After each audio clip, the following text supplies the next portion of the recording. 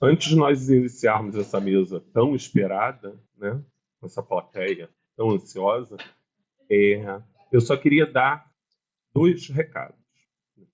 Um é pedir desculpas às pessoas que estavam no simpósio de manhã por conta dos problemas que nós tivemos com as tomadas, com a coisa da ligação, né? Realmente é lamentável, mas é algo que foge à organização. Isso é um problema administrativo. É um problema de administração do prédio. Então, isso não pode ser resolvido por nós. A gente tentou, indo correndo, comprar os adaptadores e tal, né?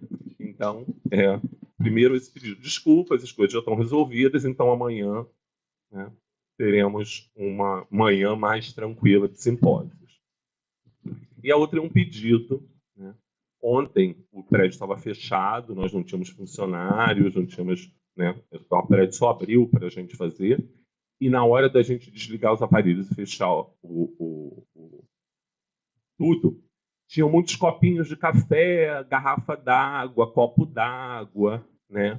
E aí a gente teve que pegar e colocar no lixo. Tudo bem? Tranquilo, fizemos isso.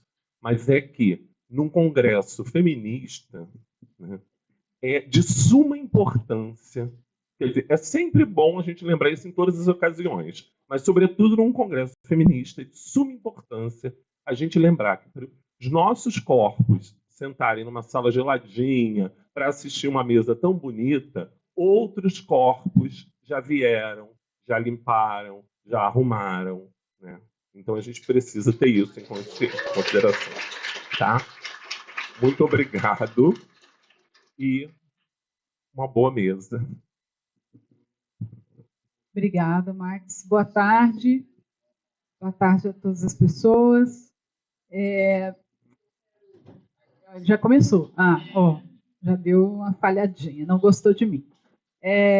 Eu quero agradecer a presença de vocês, né, para começar, a presença de tanta gente interessada, e agradecer a presença das escritoras convidadas. Obrigada por toparem essa mesa. Nós vamos mais ou menos ali até às 19h, e conto muito com a participação de vocês. Fiquem à vontade na hora que a gente começar essa dinâmica aqui. Fiquem à vontade para levantar a mão, fazer pergunta, comentário, tá? A ideia é que a gente possa conversar, trocar ideias.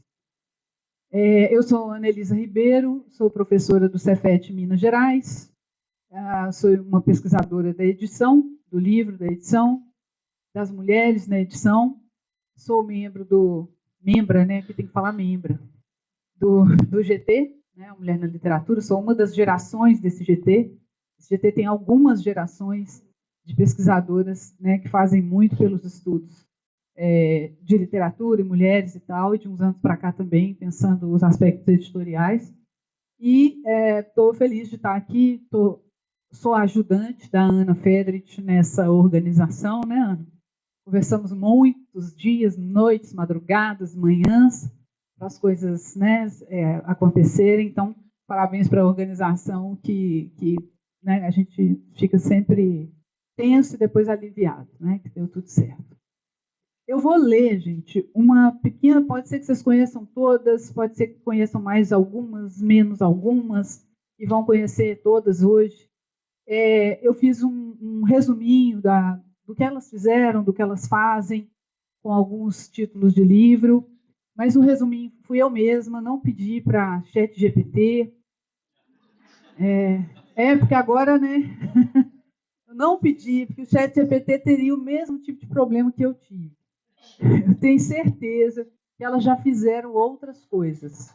Quando a gente vai procurar as bios, os mini currículos, a gente encontra tudo muito parcelado, assim, né? E com certeza tem outro livro, tem outra coisa, tem um negócio mais recente, tem uma coisa a mais do que eu vou falar aqui. Inclusive, assim, não estou mais aí, nem nessa instituição, estou lá, fui para não sei onde. E isso vai ser o gancho da primeira coisa que eu queria que cada uma de vocês falasse, o que tem a mais, o que né, qual que é o último livro, o último, não, eu detesto falar isso, o livro mais recente, o último livro é um horror, né? O livro mais recente, enfim, e claro, nós vamos falar, gente, desculpa aí, mas vai ter a coisa do processo criativo, né? De como é que vocês fazem isso tudo, aquela pergunta que só as mulheres ouvem, como você concilia tudo, né? Então, vou ler primeiro, está na ordem alfabética, lá no card estava também, então a Ana Kiefer. Ana Kiefer, estou desvirtualizando aqui hoje, né? A gente já conversou muito pela internet. É escritora, pesquisadora, professora do programa de pós-graduação em Literatura, Cultura e Contemporaneidade da PUC-Rio, tá certo? Ainda tá.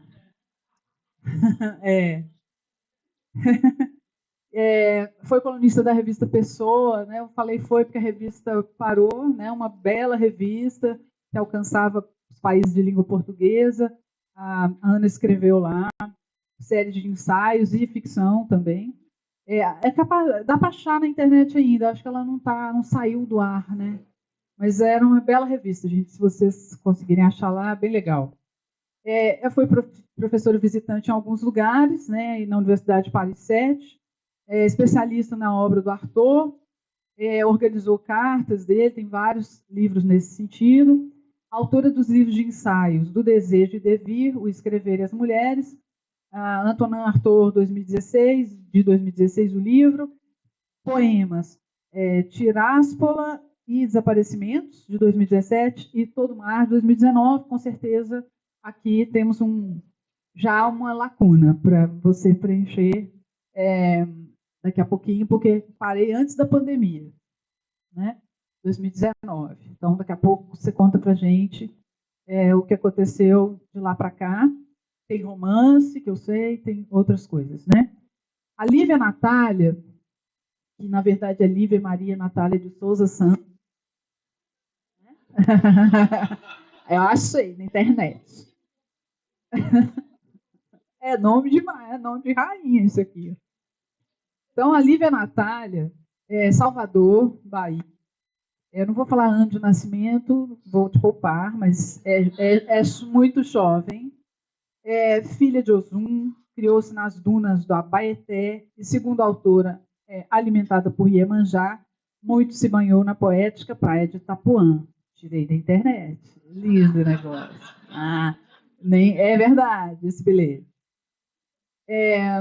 Ela tem um livro de estreia que chama Água Negra, né, ganhador do concurso literário do Banco Capital, na categoria Poesia, em 2011. A vivência no candomblé, de fundamento queto, é um dos temas mais fortes da escrita da Lívia.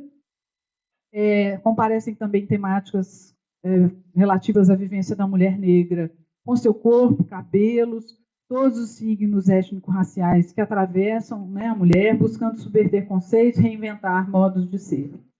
A Lívia é doutora em Teorias e Crítica da Literatura, Crítica da Literatura e da Cultura pela Federal da Bahia, professora adjunta do setor de Teoria da Literatura da UFBA também, coordena grupos de pesquisa, por exemplo, Derivas da Subjetividade na Escrita Contemporânea, a pesquisa literatura contemporânea escrita em blogs, deve ter mudado, isso aí. E coordena e ministra oficinas de criação literária na universidade, mas também fora, para crianças em situação de risco, e estava fazendo uma formação em psicanálise clínica, que não sei se já acabou, já fechou. Ela já é uma psicanalista. Aliás, tem uma coincidência, tem várias pessoas aqui da psicanálise, vocês vão... a Riane Leão, Cuiabá, certo? Não mudou, não. Mas ela é cuiabana, poeta, professora, vive em São Paulo. A Riane tem uma coisa da fala, né, da poesia falada, muito forte, né, Riane? Recita, tem um monte de coisa dela no YouTube, tá, gente? Só para quem quiser ir lá olhar. Recita os poemas nos saraus e slams do Brasil. Tem um trabalho pautado na resistência das mulheres, focado na luta, no fortalecimento pela arte, pela educação. Aí tem vários títulos aqui. Tudo Nela Brilha e Queima, primeiro livro. O segundo é Jamais Peço Desculpas por Me Derramar, lançado pela Planeta, uma editora grande, né? Em 2008, ela começou a divulgar textos em lambe-lambes, que ela espalhava pela cidade. Tem um perfil no Instagram super mega. Um projeto de rede social Onde Jaz Meu Coração, o Jaz com 2E. Soma mais de 600 mil seguidores, deve ter aumentado. Somando, né, fundou a ODAR, a Instituição de Ensino de Língua Inglesa, voltada para mulheres negras, com preços populares, e já vendeu mais de 200 mil livros. Também já deve ter subido. Então, Riane vai contar para a gente, né, essa trajetória, tudo que ela produz, esse trabalho dela. Aqui ao meu lado, a Stephanie Borges, nasceu no Rio, vive no Rio, graduou-se em comunicação social aqui pela UF, trabalhou em agências de comunicação, em editoras, vou falar algumas, né, a Cosac Naif, a Globo Livros, traduziu várias autoras. Então, vocês podem... Às vezes a gente, infelizmente, não presta muita atenção no nome do tradutor que está ali, da tradutora, né? Mas vocês já leram alguma coisa que a Stephanie traduziu. Bell Hooks, Cláudia Rankine, Audre Lorde. Esse olhar lá, olha aquela música, né? Publicou poemas em muitas revistas, vou falar só algumas. A Escamandro, a Ruído Manifesto, a Garupa, a Pessoa. O primeiro livro dela, talvez precisemos de um nome para isto, foi ganhador do prêmio CEP. Né? O CEP é uma editora pública, né, do estado de Pernambuco, super importante. O livro dela foi vencedor desse prêmio lá, nacional, em 2018, na categoria Poesia. E aqui está dizendo assim, participa do podcast Benzina com o antropólogo Orlando Calheiros. Deve ter umas 200 coisas que ela encerrou. Isso. Mas ela está envolvida em muitos eventos, muitas coisas, e entre outras, né? Essas aqui são só algumas. E a Tatiana Pequeno, que também é aqui da UF, né, Tatiana? Tatiana está escrito assim, ó, do subúrbio da cidade do Rio de Janeiro, vive aqui, doutora em letras vernáculas pela UFRJ, tem uma tese sobre os sentidos políticos da obra da Maria Gabriela Liansol, é professora do programa de pós-graduação em Estudos da Literatura do Instituto de Letras e é professora de literatura portuguesa aqui na UF. E também desenvolve uma pesquisa sobre as relações entre raça, femininos, gênero, sexualidade e psicanálise. Ela publicou várias coisas. A maioria dos livros que estão aqui, a Tiana também vai atualizar a gente, são pela Oficina Raquel, que é uma editora aqui do Rio, né? Uma editora independente. Réplica das Urtigas, é um livro, esse é de 2009. Aceno, 2014. Onde Estão as Bombas, já é pela Macondo, que é de Juiz de Fora, né? Em Minas Gerais. E tem um pela Cult aqui, Tocar o Terror. Acabou aqui o que está na internet. Vocês são muito rápidas. Ainda bem, muito, né? Produzem muito. Então, a gente nem o ChatGPT acompanharia. Então, gente, eu queria começar por aí, né, que vocês dissessem para nós, isso aqui tem um intervalo, né, entre o que eu consegui apurar e as coisas que vocês produzem. A gente pode seguir na ordem aqui, ou quem quiser abrir os trabalhos, é só dizer, fiquem à vontade. E vocês, né? Fiquem aí, suas cadernetas. Já tenho. Ótimo.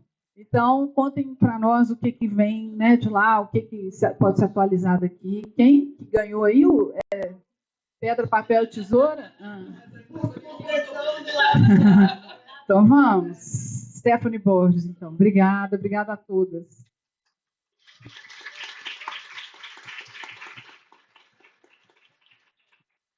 Bom, eu quero agradecer a Ana Feides pelo convite, quero agradecer a Ana Elisa pela mediação, também aos nossos intérpretes de Libras e toda a equipe que está fazendo esse evento funcionar.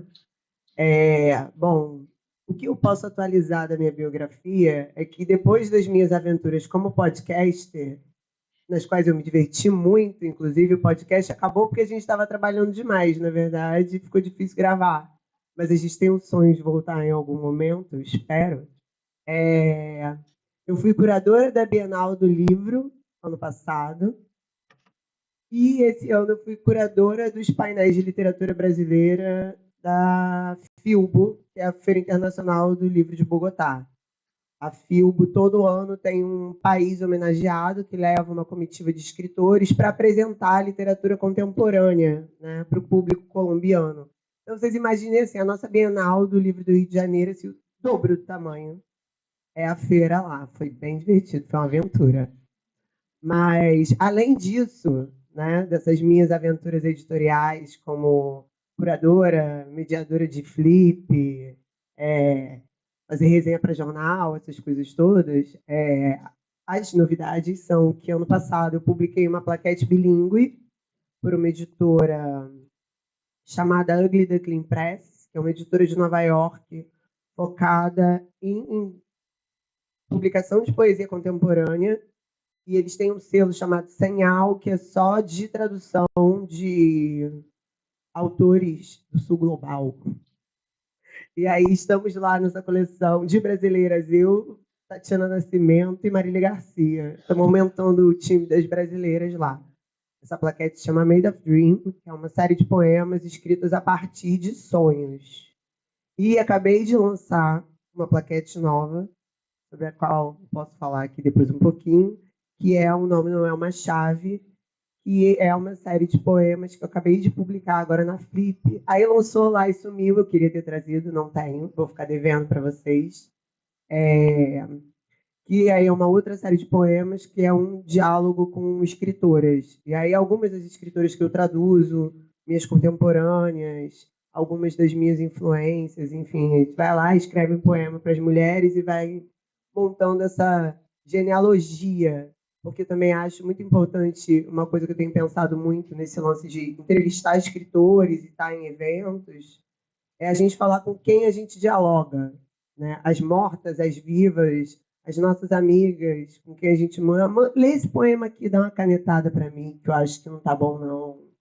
Né? Ou dúvidas de tradução, eu compartilho muito com a Nina Risse, que é uma poeta do Ceará maravilhosa, também grande tradutora, com quem eu tenho a alegria de compartilhar, assim, Bell Hooks, Alice Walker. Então, quando o bicho está pegando lá em casa, eu não sei como resolver, eu mando os áudios para a Nina, assim, amiga, eu vou te mandar um trecho, me diz aqui como é que tu resolve esse negócio.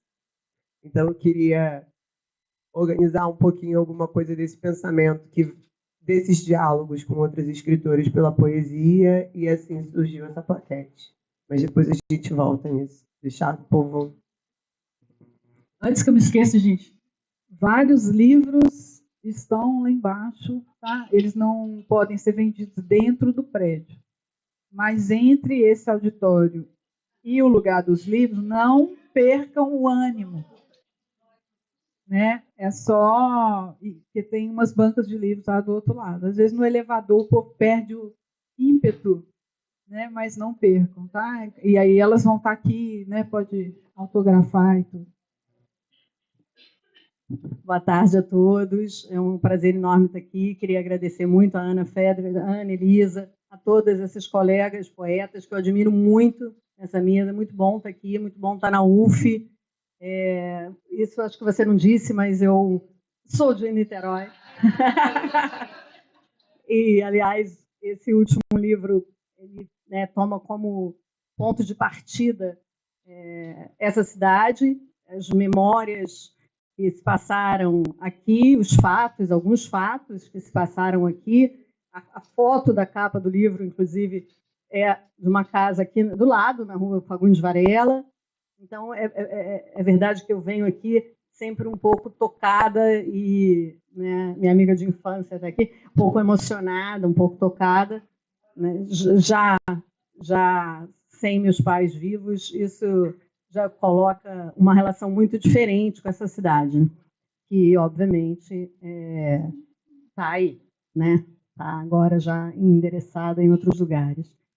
Mas só para dizer que é um carinho muito grande, é muito especial para mim poder estar aqui falando já, então, desse vácuo de 2019 para cá. Né? O que aconteceu foi o lançamento de 2 romances. A revista Pessoa, eu queria voltar um pouquinho ao que você disse, porque a revista Pessoa, de fato, foi um grande laboratório, foi a possibilidade de viver durante anos um grande laboratório, eu acho isso também muito importante.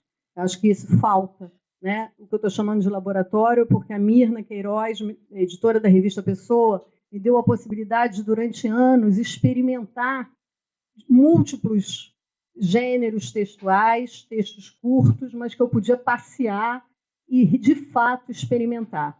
E isso foi me permitindo esse deslocamento, que, no meu caso, não foi evidente nem dado, foi construído, foi difícil, do que eu chamo de um estado crítico para um estado escritora, né? Porque a gente tem estados, né? Eu não sou isto ou aquilo, são estados. Então, assim, foi muito importante a revista Pessoa. O primeiro romance, que saiu, acho que em 2021, O Canto Dela, eu fiquei muito foi um romance muito experimental, e ali dentro tinha, era uma prosa muito poética, já que, então, né, os primeiros textos eram poéticos, e ali dentro tinham fragmentos ensaísticos, né, pequenos fragmentos ensaísticos, coisa que certamente, né, já está acontecendo em muitos lugares e aqui também no Brasil. Foi um livro que ficou finalista no Prêmio São Paulo, semifinalista no Oceanos. Eu sou muito grata por isso, porque foi o meu primeiro romance, já numa idade muito madura, o que significa que eu demorei para sair do armário. Então, assim, esse segundo romance é um segundo romance, a Ana sabe disso, porque a gente já conversou muito sobre ele, que foi ainda mais difícil. Eu levei 6 anos escrevendo esse pratinho magro, como diria Graciliano. 6 anos escrevendo e reescrevendo. Depois eu falo disso, a gente vai ter mais tempo, mas, assim, para dizer que, de fato, é um processo, né? Não se dá assim, mas eu estou muito feliz, né? Eu acho que ele não é magrinho assim à toa, não. Também depois eu falo disso. Ele tinha que ser, né? Não dá para dar gordura à tortura que ainda está viva, né? Aos torturadores que ainda estão livres, né? Não dá para dar gordura ao horror, né? Então, é um romance que tem a sua brevidade também por isso. Tá? Depois a gente fala mais.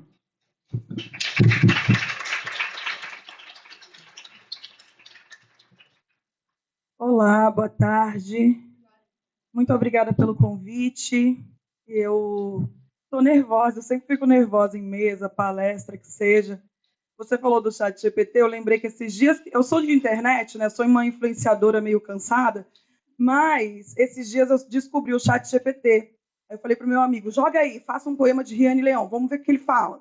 E não fica bom, gente, não dá. Ainda não conseguiram alcançar a tecnologia ali poética ancestral do poema.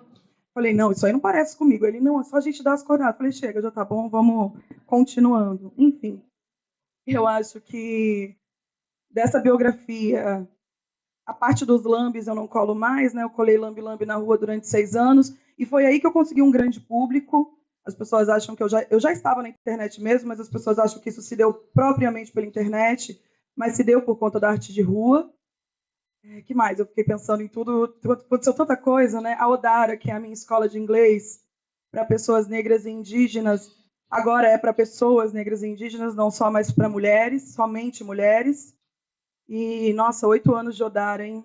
Gerenciar uma escola independente de língua inglesa afro-referenciada, cobrando R$80 de mensalidade, tem sido um grande desafio, mas tem sido muito bonito também.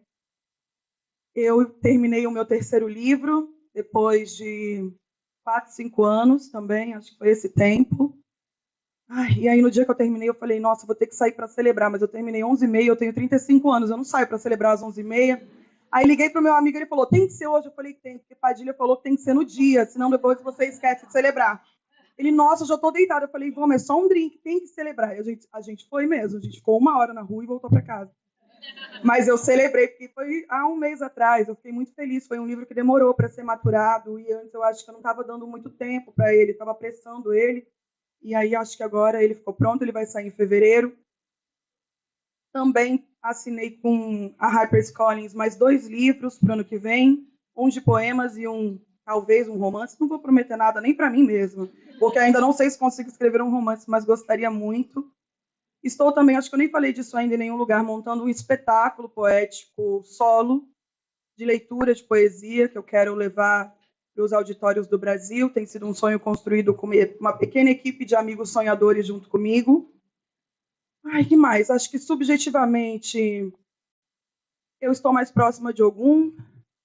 Eu tenho gostado mais de mim desde essa última biografia. Essa é antiga, ainda deve fazer uns 7 anos dessa biografia.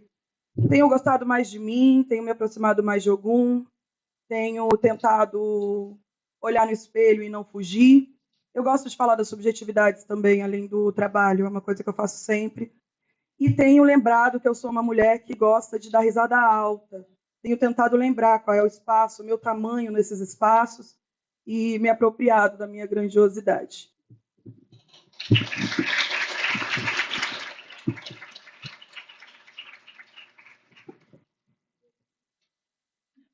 Autobiografia impossível. Devo ter mesmo pés de água. Devo tê-los herdado quando ainda sabia onde nasce a água.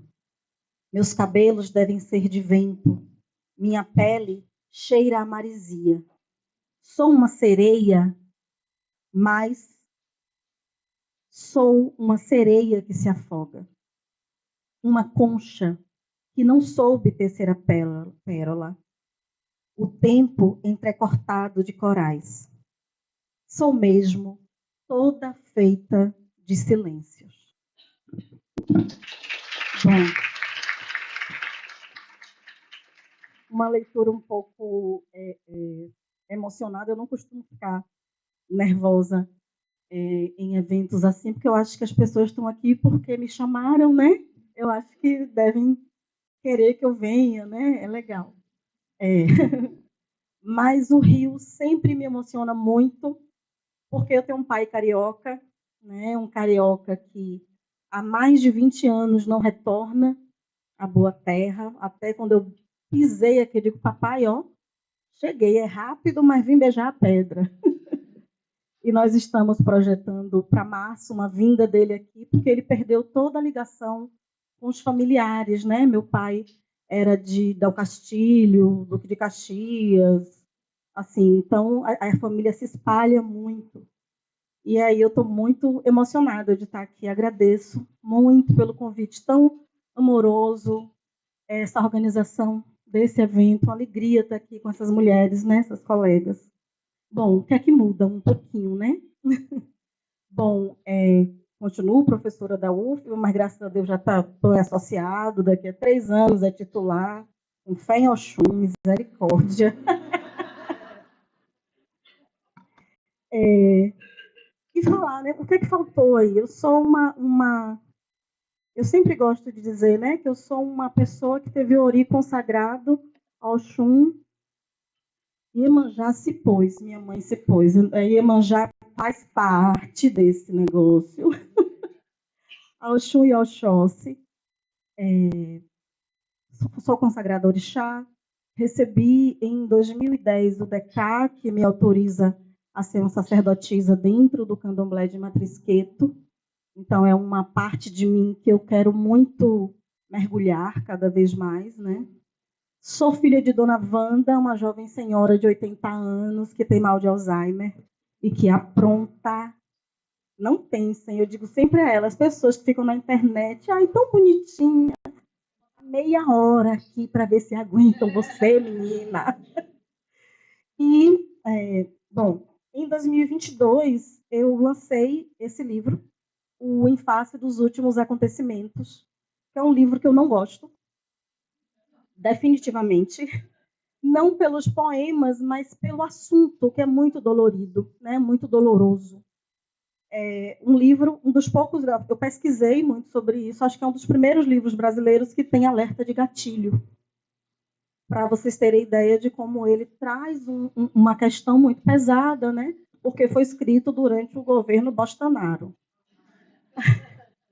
Mas, para a gente sorrir, O Dia Bonito para Chover, que em 2017 ganhou o prêmio APCA, né, de poesia, ele foi adotado agora por uma universidade, a UNEB, é uma universidade multicamp, são 25 campos espalhados pelaquela Bahia inteira. Então, essa é a novidade, né? Eu estou muito feliz, essas são as novidades. Eu estou muito feliz porque pude me debruçar de novo sobre esse texto, alterei uns poemas, a gente pode falar sobre isso. Eu achava isso uma traição horrorosa, mas eu estou traindo, acabou. Relação aberta, está diferente agora. Então é isso, acho que no mais a gente vai conversando.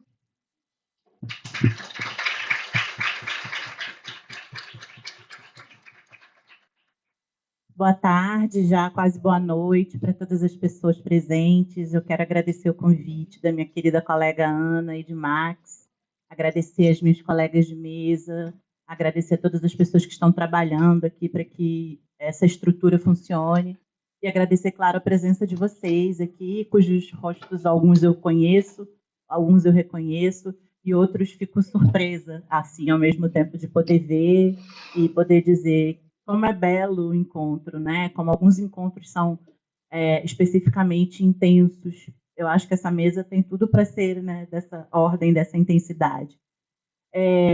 O que a Ana Elisa leu parou ali em 2019. Em 2019, enfim, eu lanço Onde Estão as Bombas, que é o meu quarto livro de poemas. Esse livro ganha uma segunda edição ano passado, em 2024, para ser publicado também durante a Flip Paraty, né? E ano passado também lanço o meu quinto e último livro de poemas, que é o Teoria da Ressecção, um livro em que eu vou brincar, problematizar e, de alguma forma, procurar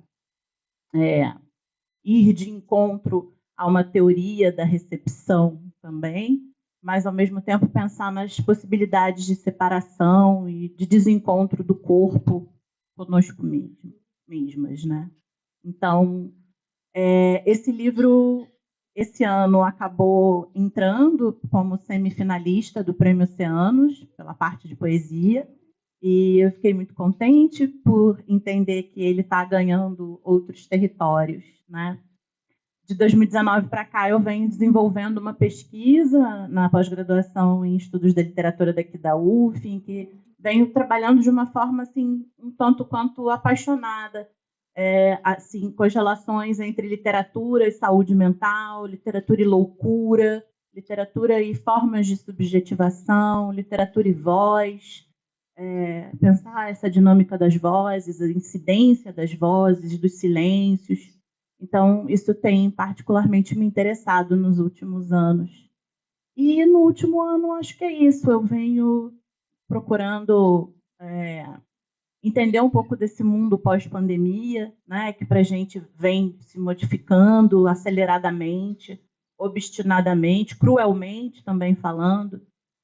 Eu acho que eu tento sempre olhar a partir de um lugar de testemunha.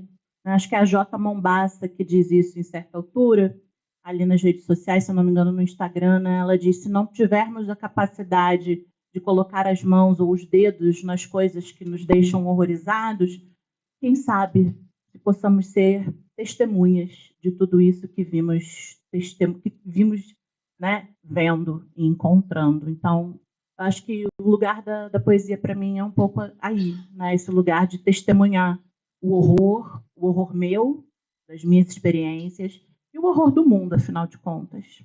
É isso.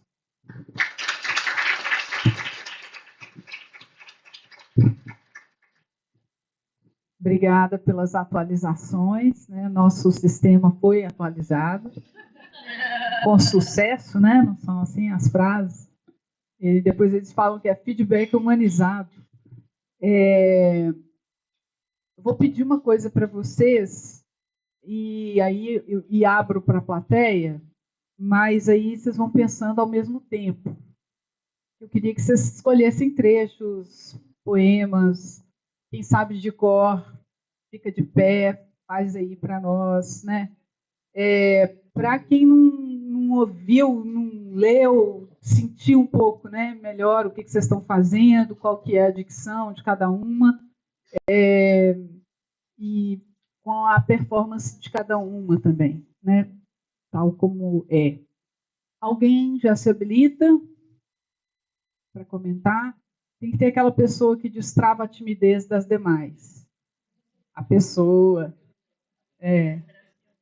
Como é que é esse microfone aqui?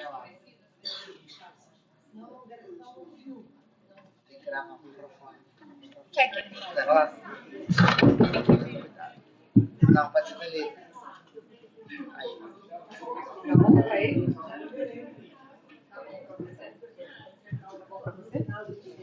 Bem, boa tarde. Eu sou a Jo, do Instituto Federal de Sergipe.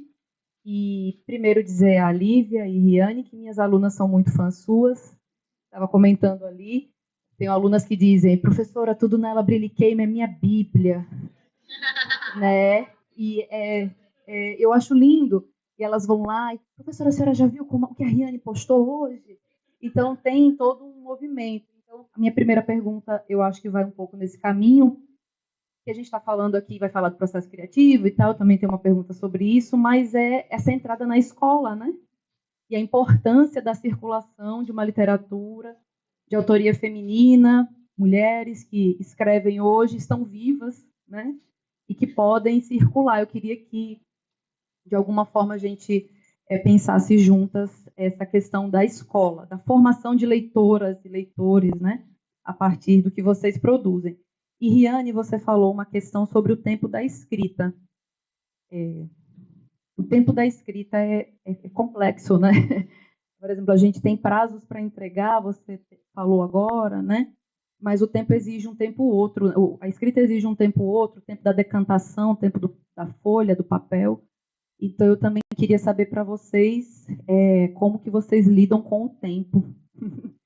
É uma questão, para mim, muito severa. Eu me vejo muito como uma galinha poedeira, às vezes, né? Que cisca e, de maneira dolorosa, precisa colocar um texto para uma revista.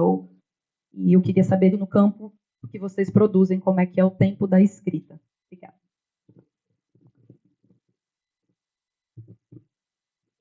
Então, é para fazer a leitura do poema depois que a gente responde. É isso ou não? Me perdi. Acho que todo mundo escolheu já. É só um. Então começa por. Começa por poema. Responde primeiro. Não, mas a Lívia anotou a pergunta. Aqui, ó, Capricórnio com Capricórnio. Esquece, já está anotado. Separei um sobre os espelhos. Sou uma mulher que gosta muito de dançar, mas que poucas vezes foi convidada para um bom samba, desses que fazem suar os olhos e ficar rouca. Eu estou falando da melodia de dentro, o fora eu resolvo bem. Sou uma mulher que atravessa pontes feitas de água. Nem sempre aprendo a nadar, mas nunca esqueço o nome do rio, nem o caminho até lá. Dizem que por isso a natureza também me sabe. É ela que me diz o que fazer, quando a solidão não se apresenta confortável. Sou uma mulher que cruza ventos novos com facilidade e quase não volto ao que fui. Sou uma mulher indesvendável, só às vezes permito acesso às linhas finas que cobrem o meu rosto. Sou uma mulher que elegantemente retorna, confunde, rodeia. Sou uma mulher que tem medos antigos e profundos. Venha ver de perto, mas só quando eu deixar. Não se assuste, estou amparando todos eles. Sou uma mulher que se cuida, se cura, se repete, transparece. E sou uma mulher que dá risada alta. Nem pense em ficar na dúvida. Dá para ouvir o meu riso de outra cidade. Sou eu mesma. Em todas as madrugadas, pego um espelho e vou rindo, rindo, rindo, abismada com meu próprio poder.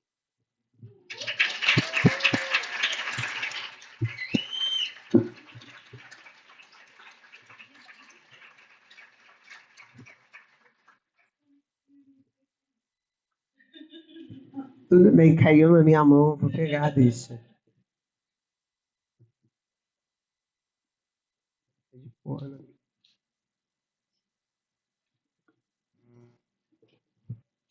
Bom, esse aqui é dessa série que eu falei para vocês, que são poemas com títulos com nome de mulheres. Dione. A utopia não é um objetivo nem uma meta, tampouco é um sonho. A utopia é o que nos falta no mundo. É uma citação de As Conversas do Arquipélago, de Eduardo Glissant. Carregar no corpo uma porta, sabendo da impossibilidade de atravessá-la, encarar o batente, as dobradiças, fechadura, a madeira e sua textura, o peso nas carnes, ao encarar o espelho, sem nunca ter visto o mar do castelo de São Jorge. Carregar a aspereza no atrito da pele com o mundo, farpas na língua e a certeza de que essa madeira não presta nem de tábua de salvação. Talvez alimente uma fogueira, mas levaríamos, sem querer, as cinzas nos cílios, pois fomos trazidas à soleira. Ouvimos o não reverberar eras inteiras, transformamos o eco em canto. Desviar da porta implacável, conhecê-la dos vãos às lascas, fazer dela a referência que orienta a fuga. Agora, não olha. Desmontar em si a porta e se tornar seu avesso. Saber o mundo com as palmas, criar sentido nas solas e alcançar um percurso que não é destino, mas todo travessia.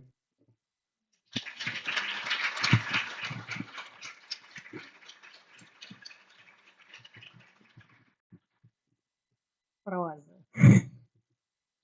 O oficial que subia na frente, de repente, parou. Ele tinha uma metralhadora na mão apontando na sua direção. Raul, sem entender o que estava acontecendo, continuou descendo a escada. Com a mão, afastou a metralhadora e seguiu. Todos os militares abriram espaço para ele passar. Quando chegou na sala, no andar térreo, notou que ali se encontravam mais soldados, todos de pé e parados. 2 deles armados com metralhadoras. Ele se lembra disso. Ele viu isso. Muitos delas, as crianças do depois, aqui, ainda, ali. Meus irmãos viram isso. Eu não vi. Dentro da sua barriga, só senti. Apesar de ter nascido com uma vista muito cansada. Não vi. Você também viu, mãe. Tudo era estreito. Você e eu estávamos espremidas. A metralhadora apontava para a sua barriga, ali, na altura do umbigo, do cordão umbilical, por onde eu respirava. A minha primeira visão foi uma alucinação, foi um estrondo. Lembrar do que não tem memória, só da sensação. É como escrever com o raio, esperando o trovão. Esse sem nome que você viveu é ele que ainda me toma quando tento escrever. Foi o cano da metralhadora que me apertou dentro da sua barriga.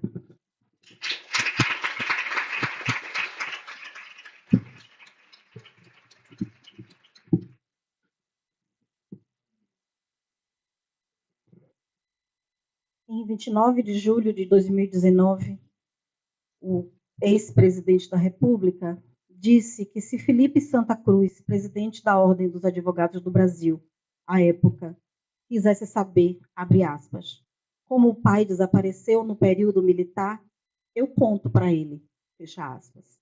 E continuou dizendo que ele, aspas, não vai querer saber a verdade, fecha aspas. Fernando Augusto de Santa Cruz Oliveira desapareceu durante a ditadura militar. Para saber mais sobre este e outros desaparecidos, pode-se consultar os arquivos da memória da ditadura.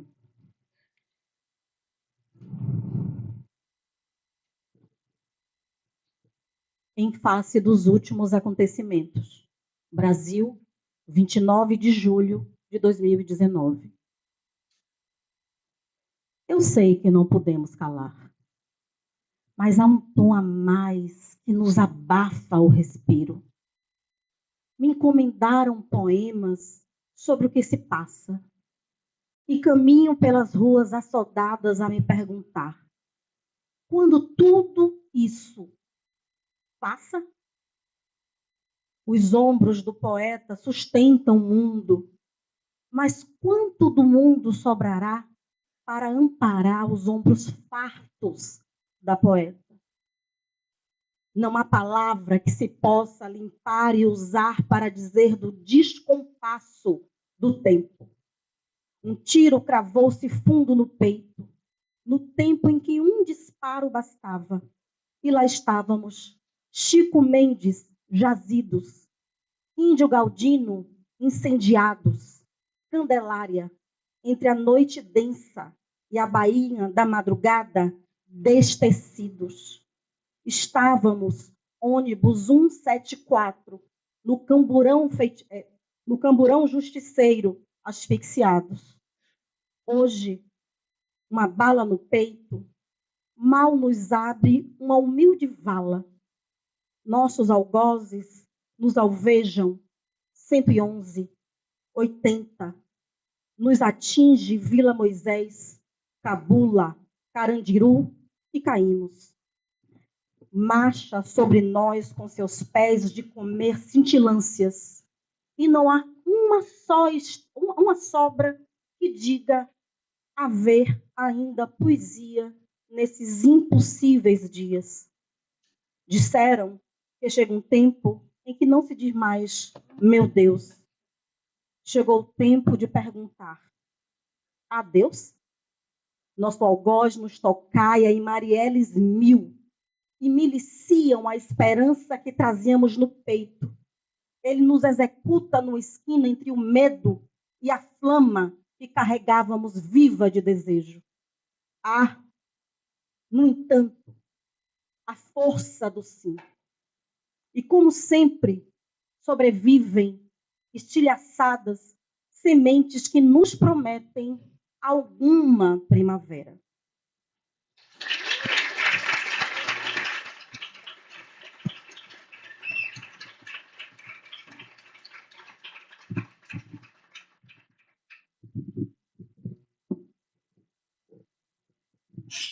Eu vou ler um dos poemas acrescidos na segunda edição de Onde Estão as Bombas.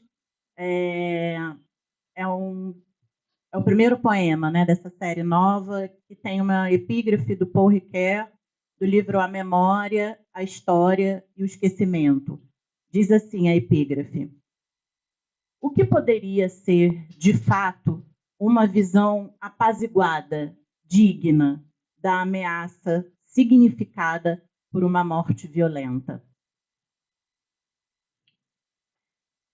Até os 16 anos, habitava um prédio obsoleto e alto, bem no coração de uma avenida chamada Brasil.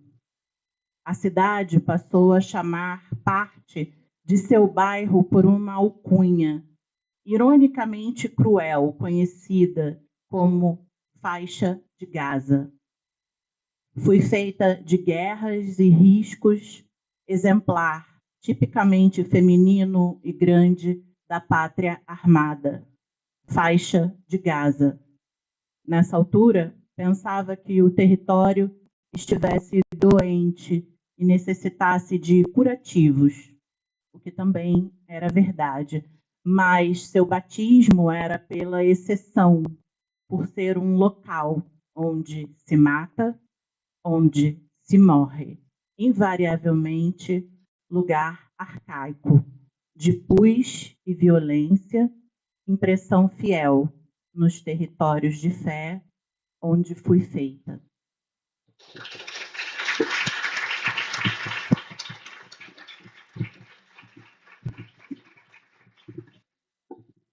Vamos responder. Qual que é seu nome?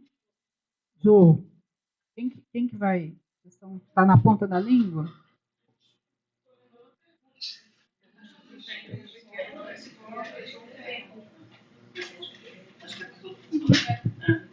Bom, ser lida na escola, eu acho que é uma grande alegria, um grande privilégio. Eu tenho muita clareza de que, no caso do meu livro, o fato de ter ganho um prêmio literário contribuiu muito para que ele fosse bem visto, porque é um livro de poesia que parte de uma experiência de transição capilar, e é um poema longo, né? Então eu fico imaginando como é que deve ser para os professores trabalhar esse livro, né? Porque o trabalho inteiro tem que escolher um trecho, enfim.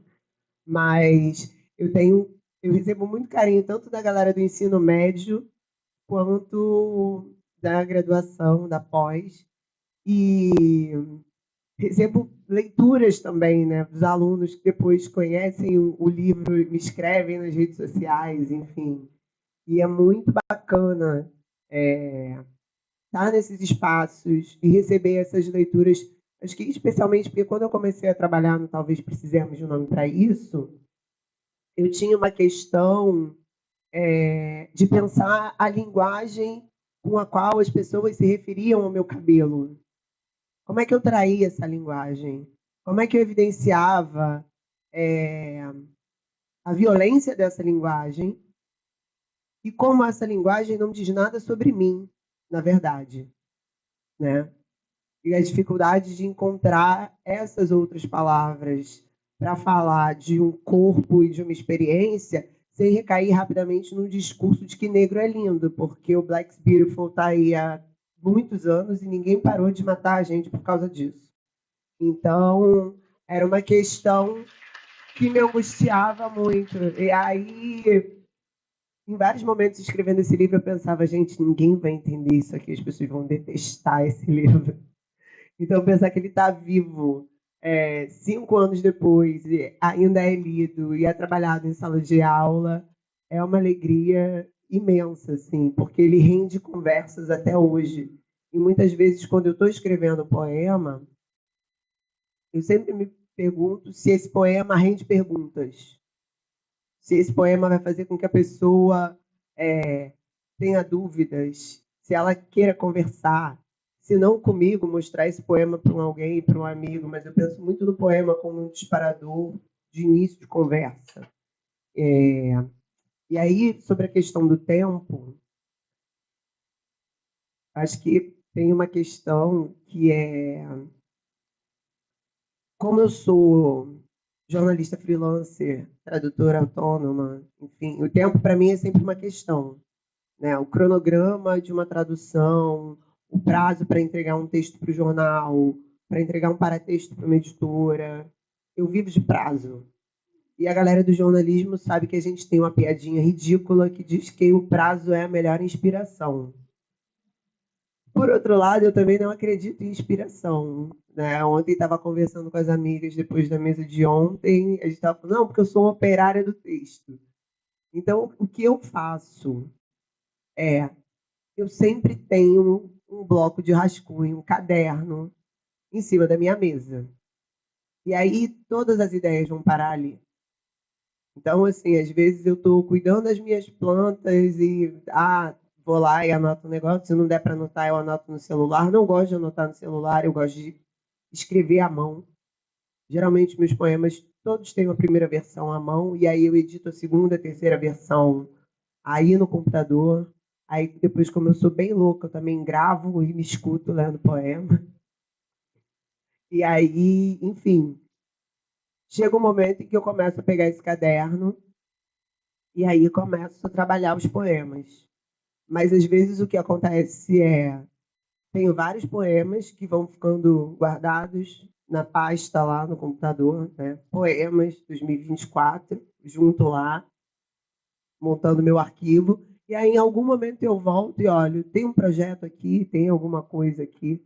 Mas é isso, assim, eu escrevo sob encomenda, escrevo as minhas coisas e acho que agora estou tentando justamente, depois de muito tempo traduzindo e muito tempo procurando projetos autorais, né, tentando entender para onde foi a minha voz depois do livro de estreia, quais são os assuntos, as imagens que eu quero trazer nos próximos trabalhos, tentar separar todo dia um horário para ler poesia e ensaio, que são coisas que me fazem querer escrever, e escrever alguma coisa a partir daquilo. Aí depois eu tenho que parar, porque eu tenho que trabalhar, às vezes eu volto no fim do dia, enfim, mas aí geralmente é só para ler.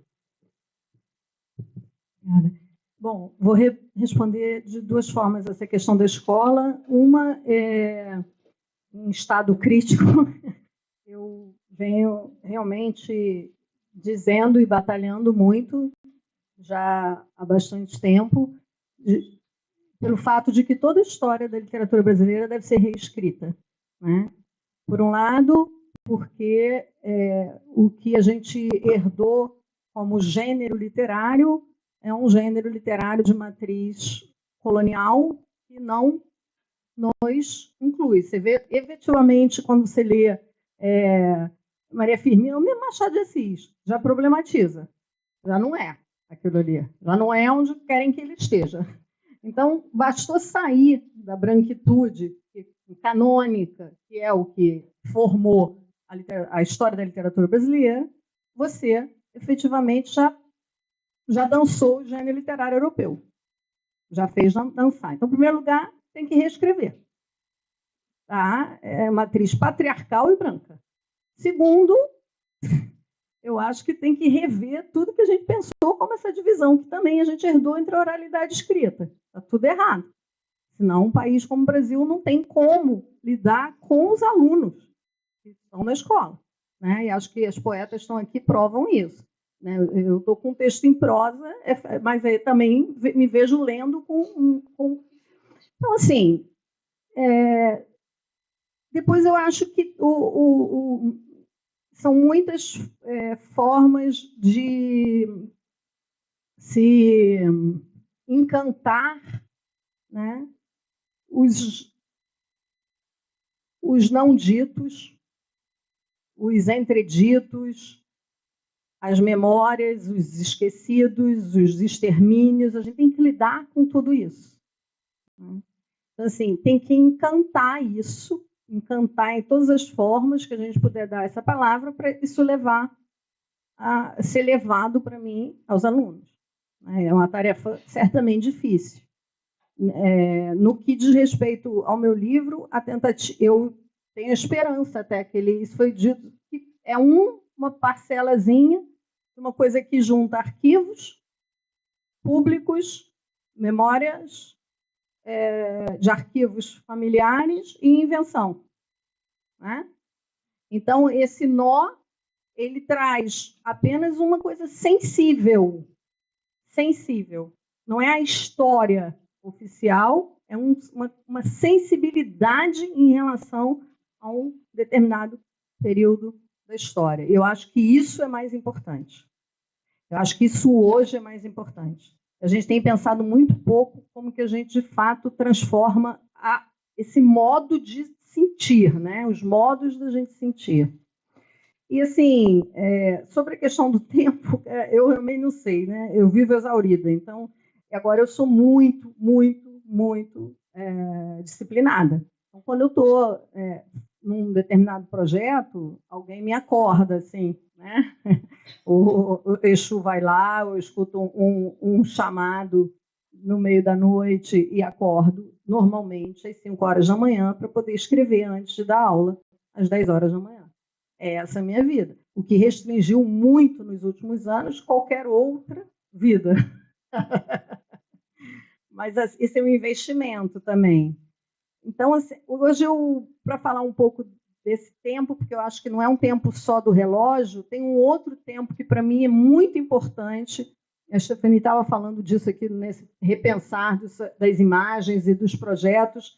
Uma coisa muito pequena que eu escrevi hoje, porque eu preciso repensar sobre isso, eu vou ler aqui, porque eu acho que tem também a ver, né, com essa partilha, com essa mesa e com essas mulheres que eu estou aqui. Você não tem compromisso com nada quando escreve? Eu estou falando com o estado crítico, né? São duas pessoas. Tenho, sim, o compromisso em não ficar fechada em mim, em ouvir e ver o que não se olha muito ou o que esquecemos, como medos que batem à porta e pedem para ser dito, dores sem nome, amores sem rosto, que nunca vivi, mas que reúnem um tanto de tudo que vi, como os que foram mortos injustamente, ou mesmo os que eu matarei literariamente, porque algo na minha literatura e em mim fala com os mortos. Eu cultuo o Egungun, eu saúdo todos os que estão no Orum, e Nanã, Guruku, apita o lodo das minhas palavras. Eu não sou só daqui, e não sei ainda como dizer isso para vocês. Então invento, porque nesse caso, inventando, vocês vão acreditar mais do que se eu dissesse uma presumível verdade, que também não sei como dizer, nem explicar, só sei assim. O que se escreve literariamente só se escreve desse jeito. Então tem um outro tempo mesmo, que é o tempo da escrita, e para mim isso não, aí é algo que não está na escola. Aí, falando realmente da minha experiência, o grande deslocamento da minha vida no que diz respeito à literatura veio da psicanálise e do candomblé.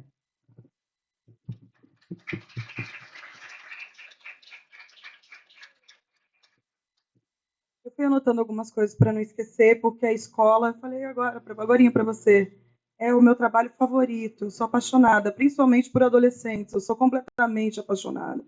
E aí eu coloquei 3 experiências interessantes que eu tive e muito importantes dentro de escolas. Vou começar aqui para organizar essas ideias na minha cabeça. A primeira foi quando eu dei aula de literatura negra durante 1 ano para alunas periféricas de Osasco, no SESC. E quando eu cheguei no primeiro dia, que eu comecei a conversar com elas, uma virou para a outra e falou bem baixinho: olha, é a primeira vez que a gente tem uma professora que fala que nem a gente. E aí, isso me pegou tanto em um lugar que eu sei que a minha escrita ela é ampla, porque ela causa identificação. A minha palavra não é simples, não é isso. A minha palavra alcança. E eu gosto de uma palavra que alcança, eu vejo que isso funciona. E aí essa foi a primeira experiência. Depois fizeram abaixo-assinado para ficar mais um semestre. Foi um escarcéu, foi incrível. A segunda parte, eu já fui em vários colégios. Foi quando eu fui em um colégio, eu acho que era em Apucarana. Eu faço muito trabalho em escola. Cheguei, eles estavam meio cara virada. Putz, palestra de literatura. Enfim, aí eu comecei a trazer o slam, o hip hop, né? Eu trabalho muito com essa frente. Aí me tornei melhor amiga de 3 alunos, que eram alunos negros e MCs. Aí eu falei, vou deixar meu telefone com vocês. Quando vocês fizerem a música, a primeira música de vocês, vocês me mandam. E eles me mandaram. Esses dias aí eu recebi um áudio com eles cantando. Falei, nossa, ficou incrível. Tinha ficado incrível mesmo. Então eu gosto de criar essa ligação. A outra foi em Rio Preto, ano passado, São José do Rio Preto, que mil escolas, não, calma, que algumas escolas públicas colocaram o meu livro para jogo, né, para ser estudado. E aí eu ia fazer uma palestra para 1000 adolescentes. Só que quando eu cheguei, eu achei que eram 100 adolescentes. Falei, 1000 adolescentes, bora. Cheguei e eram muitas escolas, muita gente, e eles estavam completamente... Eles estudavam o meu livro e a partir do meu livro eles faziam a própria arte. Então teve ilustração, slam, música, enfim, muita coisa. Acho que eles se sentiram ouvidos, né? Esse despertar da arte também, que é importante. E aí, esse dia, eu não sabia mais o que fazer. Eu já tinha chorado, já tinha sorrido. Falei, gente, uma hora eu peguei o microfone e falei, gente, não sei mais reagir. Estou tão feliz que não sei mais o que fazer, porque eles fizeram faixa, e aí tinha um monte de quadro com a minha cara, bolsa com a minha cara, e umas coisas que eu falei, gente, que é até meio engraçado, né? Depois os presentes chegaram na minha casa, eu falei, nunca tive tanta coisa com a minha cara, nunca tive nada com a minha cara. Nem o livro tem minha cara. E eu fiquei, gente, muita informação. E aí eles gravaram músicas, fizeram muitas coisas, e eram 1000 adolescentes em silêncio, escutando o quê? E aí eu falei, eu tenho que ir para o TikTok? Ele sim. Eu falei, calma, vamos com calma, que eu já sou das redes sociais, mas eu preciso ir devagar. E eles estavam muito felizes, eles me abraçavam num lugar muito... Me vi. Esse dia eu fiz as pazes com a Riane da escola. Voltei para casa muito emocionada e pensei, tá, eu li Uma Mulher Negra nos meus 20 e poucos anos, mas acho que agora estou cumprindo aí minha missão ancestral, dada por Oiá e as entidades de uma forma muito bonita. E a outra foi numa escola em Sumaré, São Paulo, não lembro o nome da escola agora, uma escola estadual. Eu fui chamada, eu lembro que eu estava num dia ruim, mal, não fui. Só que eu levantei no outro dia e falei, não, peraí, compromissos. Aí mandei uma mensagem, falei, posso ir hoje? Mas um dia anterior eu estava muito mal mesmo, de dores da vida. Fui, ela falou, venha hoje, mas hoje a gente não consegue, enfim, organizar, só vem. Quando eu cheguei, tinha vários pôsteres de mulheres negras, homens negros. Eu, gente, onde que eu tô, né? Nunca vi isso. Em escola, enfim, pelo menos na minha vivência de escola. E aí, quando eu entrei, eles tinham um coletivo chamado Coletivo Black Girls, que eu não aguento. E aí, eles liam várias pessoas negras, enfim, mulheres negras e outros livros.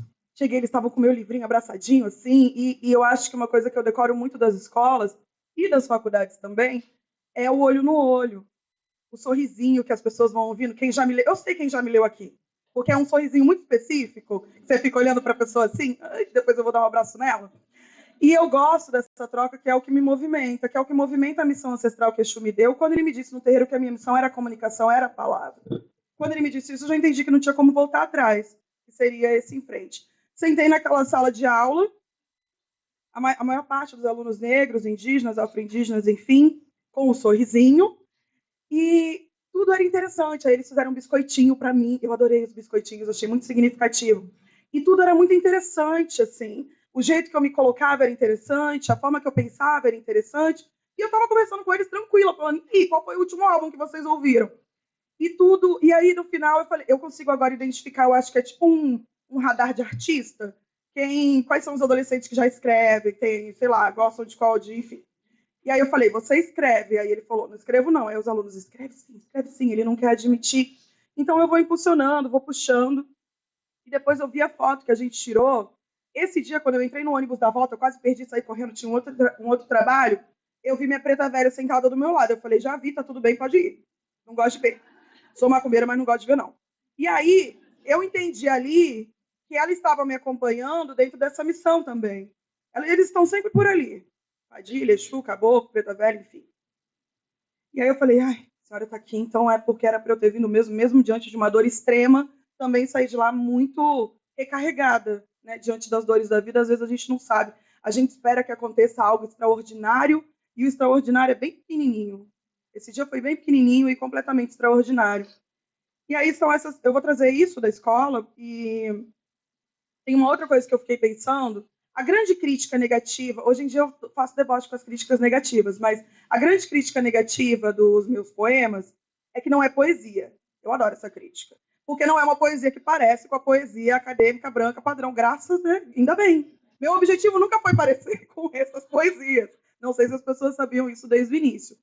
E é uma crítica muito também para Rupi Kaur, para poetas que têm o Instagram como plataforma de divulgação, Nairo Arrid, Djalma Mebenil, né? Hoje em dia eu pesquiso essas poetas que estão na internet junto comigo, produzindo pelo mundo todo, converso com elas também.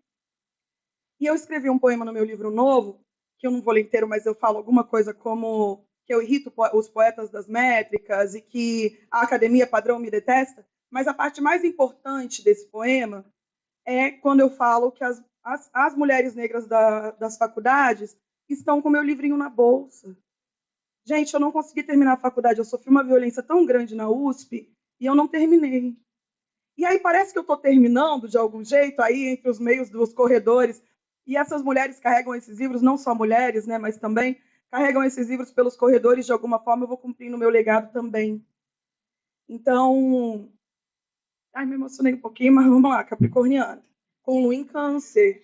Poxa, eu perco toda a minha banca, eu venho bancuda assim, de repente eu tô com os alunos adolescentes, e aí eu não dou conta, mas enfim. Então, é muito importante, hoje eu estava chegando, eu não sei se ela está aqui, tinha alguém com meu livro no elevador. Eu vi, né, mas eu não quis fazer alarde também. E aí eu falei, tá tudo acontecendo como deveria acontecer mesmo. Então, essa parte da escola, da faculdade, para mim, tem um significado muito grande diante da minha própria trajetória como escritora e como foi a minha trajetória nesses 15 anos de literatura, com 19 anos entrando na faculdade e tudo mais. Eu fiz 3 vezes faculdade e sempre foram experiências, tirando a Unifesp foi incrível, mas aí eu já tinha a Odara, não consegui conciliar. Então eu fico muito feliz, muito grata, até pela fala que você traz, tudo nela brilha, que é minha Bíblia. Às vezes eu me assusto um pouco, até hoje. Mas eu penso que é esse lugar da identificação também, né? Então, fico muito feliz. A questão do tempo, esses dias eu fui tomar um café com a Aline Bey. Eu adoro a Aline Bey. Acho o que ela escreve incrível, acho a cabeça dela incrível. Sabe quando você gosta da cabeça de uma pessoa? Acho ela foda. Aí a gente foi tomar um café e a gente foi falar sobre tempo e eu queria sugerir para ela um projeto, que a gente escrevesse um livro juntas e tudo mais. Aí eu não posso contar o resto, mas essa parte do café eu posso. E aí a Aline começou a falar sobre o livro e a relação dela com a editora, mesmo com os prazos. Ela falou, Riane, eu não vou escrever com pressa. E eu lembrei que nas minhas oficinas, né, enfim, nas minhas aulas, que eu dou aulas de escrita constantemente, eu falo muito que a palavra não pede pressa, é a gente que tem essa pressa. Eu achei muito interessante você falar do tempo, vou tentar ser mais breve, o mais breve possível, porque eu tenho pensado muito sobre tempo e todas as mesas que eu tenho feito, a palavra tempo, a divindade tempo, tem aparecido de alguma forma. E, recentemente, vai dar para entender, tá? Vou contar uma fofoca da minha vida, mas vai dar para entender. Minha avó foi lá em casa e eu comprei, a minha avó e minha mãe adoram tomar café de tarde, é um ritual. E pela primeira vez eu tinha um dinheiro para comprar xícaras legais. Fui lá, comprei umas xícaras de porcelana, toda laranjada, bonitinha. Minha avó chegou, ela tem, não vou lembrar, artrose. Ela não consegue mais segurar as coisas. E aí, ela queria ficar lavando a louça constantemente. Minha avó tem, enfim, as questões dela. Eu falei, deixa aí, tá tudo bem, a senhora está de férias, tá tudo... Ela falou, estou de férias há muito tempo, não aguento mais. E aí ela começa a fazer as coisinhas dela. Eu escutei o primeiro pratinho quebrando, da coleção que eu comprei nova. E aí eu falei, deixa, tudo bem. Aí eu falei, vó, deixa aí, tá tudo bem, deixa aí. Ela, não, eu vou terminar de lavar, você só lava depois de 2 horas, eu não acho que faz sentido. Beleza. Voltei para a sala, minha mãe rachando o bico, aí eu ouvi outro prato quebrando. Falei, não. Minha mãe olhava e falava, vai lá falar com ela. Eu falei, vó. Aí 2 vezes eu falei, depois eu desisti. Chegar no meu ponto. Na terceira vez, falei, ai, é isso, né? Bom, vida que segue. Depois eu fui captando isso na minha cabeça, quando eu fui pensar isso poeticamente dentro da minha escrita, enfim, pensando sobre tempo. A minha família é completamente caótica e incrível, acho que como todas as famílias, ou pelo menos a maioria. E aí, dentro dessas percepções, eu entendi que essa é a música que a minha avó faz agora. Depois eu compro outro prato. Esse é o som. Talvez o som do prato quebrando é o som que ela dá conta, é a forma que ela mostra o afeto hoje. Querendo ajeitar a casa, querendo, né, enfim, agradar de alguma forma ali dentro do que a gente cria nessa desarmonia, mas também bonita.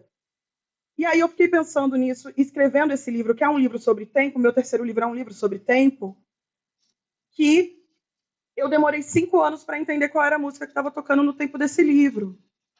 Que todo mundo durante a pandemia era para ter sido lançado em 2019, todo mundo falando, cadê seu livro, cadê seu livro? Eu falei, cadê meu livro? Não faço a mínima ideia. E aí, e como que eu escrevi um livro sobre cura, possibilidade e assuntos que eu gosto de falar, ainda que eu fale sobre dor, mas não só, durante a pandemia? Então, esse livro ele foi maturando como um banho de folha, maturando como um amor, maturando, até que nesse dia que a minha avó foi lá, eu entendi. E só depois disso que esse livro fluiu mesmo. Entendi que era um outro tipo de música que estava tocando agora, na minha avó, na minha mãe, em mim, e que eu precisava entender qual era a música que a palavra estava pedindo. Talvez eu precise escutar a palavra primeiro, do que antes tentar falar, ó, você vai ser assim, esse livro vai ser assim. Tem nada a ver com o primeiro rascunho que eu escrevi, o livro mudou completamente. Então, nessa conversa com a Aline Bey, eu lembrei desse processo. A Planeta também ficou muito no meu pé. Eu falei, gente, não dá para entregar. Eles mandavam muitos e-mails, enfim, até que eles ficaram depois um pouco menos, porque eles sabem que o livro vai bem, então eles ficam um pouco mais tranquilos, assim. Eu falo que o livro vai bem porque eu confio muito no que eu escrevo. Eu gosto muito do que eu escrevo. Então, acho que é isso. Fui entendendo a música desses textos, desse poema. E, enfim, salve tempo, que a gente possa não guerrear com o tempo, porque senão ele não corre a nosso favor.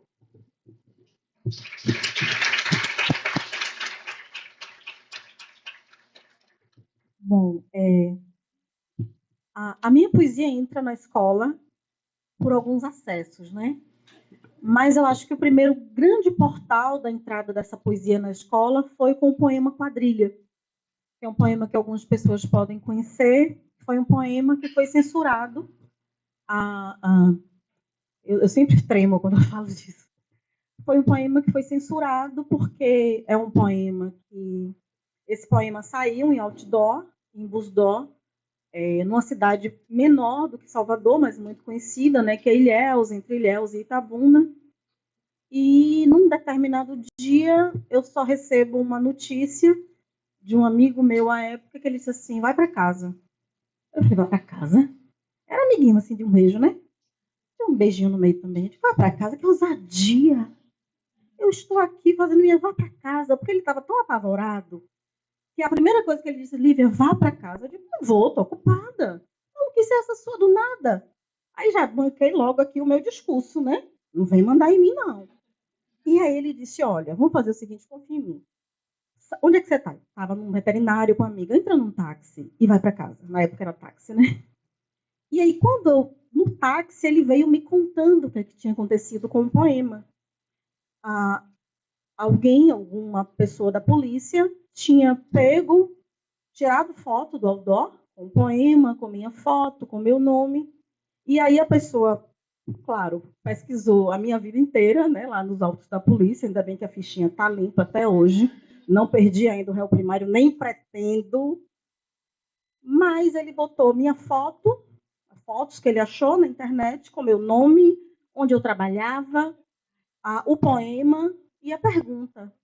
Esta mulher está denegrindo a imagem da polícia baiana. O que é que ela merece? Não perdi. Sabe por quê? Porque isso instaurou, Sabe aquela ideia do panóptico? Isso me disparou tanta crise de ansiedade, a ponto que uma noite eu estava dormindo sozinha no meu apartamento, e eu ouvi pessoas, eu dormindo, eu comecei a ouvir passos muito grandes no hall. Eu digo, meu Deus, são eles. E eu morava sozinha à época. Então, isso foi uma das coisas mais difíceis que eu já fiz na vida. Assim. Não eram eles, por óbvio, né? Mas eram. De alguma maneira eram, né? E esse poema ele acabou circulando muito, ainda circula por muitos colégios, por cursinhos. De vez em quando vinha um professor mandando para mim o trabalho que os estudantes fizeram com o poema e tal. E esse poema aparece nesse livro, Em Face, que é um livro completamente diferente de tudo que eu já fiz, porque eu sou professora de criação literária, eu sou uma pessoa que sou devota da palavra, e sempre achei um absurdo muito grande você colocar no livro qualquer coisa que não seja seu texto literário. Só que um dia eu estava na porta lá do Instituto de Letras, e uma menina, vou tentar também ser breve, né, porque a gente gosta de conversar, e uma menina, ela sentada assim comigo, eu sempre puxo o assunto, né? Eu gosto mais de velho. Velho pode mandar para mim. Mas os jovens também eu converso. E aí a menina começou a puxar qualquer conversa, e aí eu falei para ela sobre o furacão Katrina. A menina não sabia que na história da gente, na história recente da humanidade, tinha havido um furacão que tinha violado uma parte extremamente negra dos Estados Unidos. Não sabia nada sobre isso. E aí eu disse, meu Deus, será que ela também não sabe nada sobre o que a gente acabou de passar da pandemia? Será que os próximos saberão? Então, esse é um livro, eu gosto muito que tem um poeta chamado Alex Simões, que ele é incrível. Alex diz assim, não, isso aí é poesia com passo de prosa, ele usa aquela noção, né? Mas eu acho que é um livro de uma professora. Eu estou tentando dizer às pessoas, eu não estou explicando o poema, mas eu estou dizendo, olha, esse 111 aqui, é porque foram 111 no Carandiru e 111 tiros num gol branco com 5 estudantes aqui no Rio de Janeiro. Então, esse é um livro que é um livro de professora. Agora, a adoção do Dia Bonito para Chover agora no vestibular da UNEB tem me dado outros resultados também, né? E aí uma coisa que é muito engraçada é que tanto os meninos de ensino médio quanto os da universidade, eles vêm me perguntar o que é que eu queria dizer com o poema. Eu achava que isso já tinha saído de moda. Aí eu falei, vocês têm que sobreviver a essa intensidade que o texto oferece. Eu não posso dizer a você o que eu posso dizer até de que dia foi que eu estava, que eu sentei que escrevi, mas o que é que eu quis dizer com isso é mais difícil. Mas a escola sempre é um ambiente assim de essa coisa da cara em várias coisas, né? Eu tenho lá um quadro, eu tenho 2. Eu enquadrei, botei na parede porque não tinha como, emoldurei e pendurei, porque eu digo, gente, é um afeto que é muito diferente. E eu respondo todas as minhas mensagens. Eu não tenho 600 mil seguidores, né? Eu nem quero, porque eu acho que deve ser uma perturbação na cabeça da pessoa. Eu tenho 15 mil e estou dizendo, uma massa. Cheguei no número redondo, bonito, né? Está bom. Mentira. Eu respondo.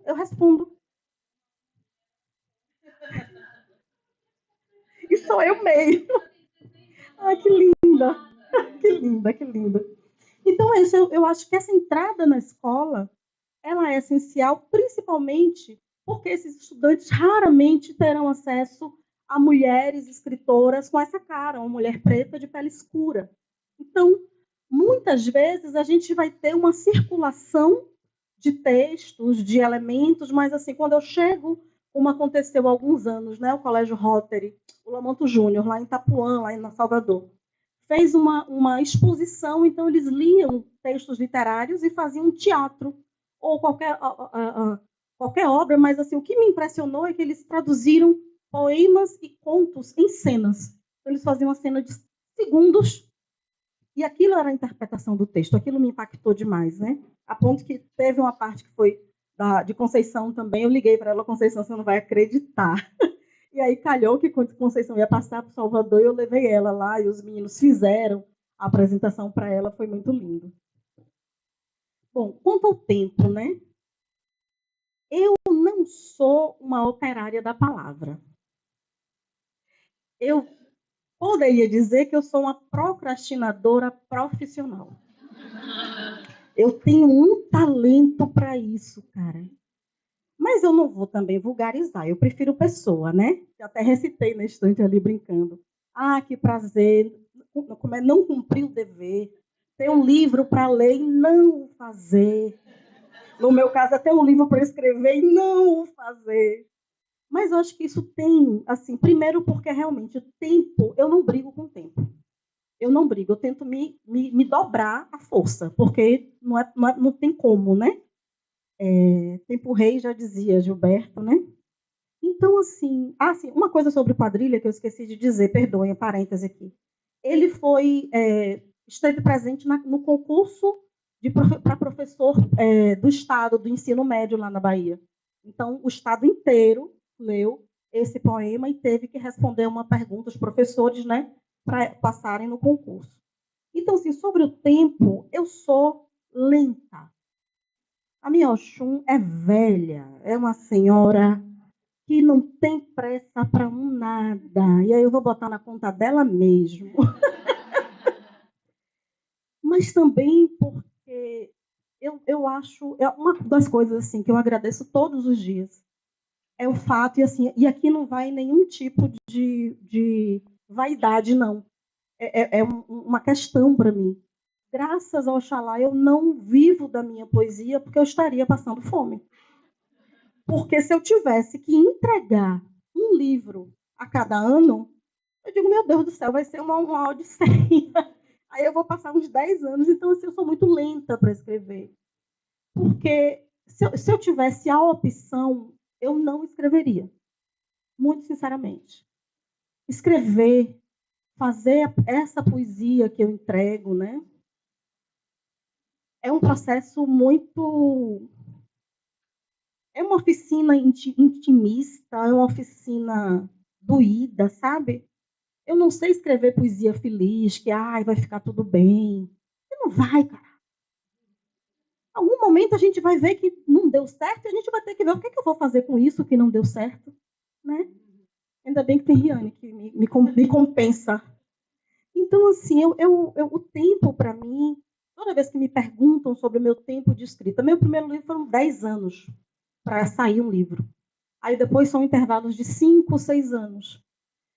Mamãe teve hospedada, foi ótimo essa agora. Mamãe teve hospedada numa UTI durante 54 dias, em 2021. Então, as pessoas diziam assim, você vai escrever muito, poxa, já estou ansiosa pelo livro. E eu sou uma pessoa reativa. Eu brigo, mas eu não sei gritar. Mas eu sei dizer palavras puxadas, né? Mas quando as pessoas me diziam isso, eu estava tão magoada com minha mãe entubada que eu dizia assim, eu não vou. Se eu falar que eu vou matar essa pessoa, eu vou ser pior. E pior que eu escrevi muito. Porque é só assim que eu conseguia entender, né? 54 dias é muito tempo sem ela, né? Então, e foi ela que me ensinou sobre tempo. Para fechar, até hoje eu moro no Abaeté, perto da Lagoa do Abaeté. E em Itapuã, até hoje, falta muita água. Lá todo mundo tem que ter bomba, a gente mora muito em casa, né?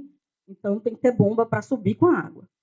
E aí, eu era menina, me lembro, que nessa coisa da falta d'água, a gente as famílias iam para o Abaeté, e aí se lavava roupa, se tratava peixe, o que tivesse comprado, e se trazia água para casa. E eu, a mais novinha, andava com meu baldinho, enchia meu baldinho, subíamos a ladeira a pé, claro, e quando eu chegava em casa, obviamente, meu balde já devia estar vazio, né? Porque eu sou inquieta até hoje, imagine a menina. Só que quando a gente chegava em casa, tinha água potável disponível para beber. Só que eu queria aquela. Sabe aquela coisa de criança que pegou agora? Eu quero essa. E aí minha mãe dizia, calma. E aí ela começava os rituais dela com essa água.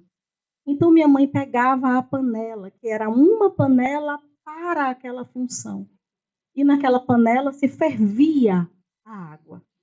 Aí eu dizia, mamãe, agora pode. Não. Porque para você beber naquele momento, você tem que saber tirar sem assanhar o que está no fundo. Aí mamãe dizia, não, agora eu vou coar a água. E era um processo, 3, 4 passos, até que essa água chegasse até o filtro de barro. Que até hoje lá em casa tem filtro de barro. Então, esse tempo da minha poesia é um tempo mãe. É um tempo de minha mãe. É um tempo de entender que assim eu não vou conseguir colher um livro antes do tempo. Eu não gosto dessa pressão. Graças a Deus, eu nunca paguei para ser publicada, que é uma realidade muito grande entre escritoras, mais ainda entre escritoras negras. Mas quem publica um livro comigo precisa ter a paciência. E pior é quando o livro já está pronto. E aí, eu acho que todo mundo aqui tem isso. Aí o editor ou a editora diz assim, olha, Lívia, estou mandando o livro aí só para uma olhada final, mas 2 meses. 2 meses, porque eu preciso realmente...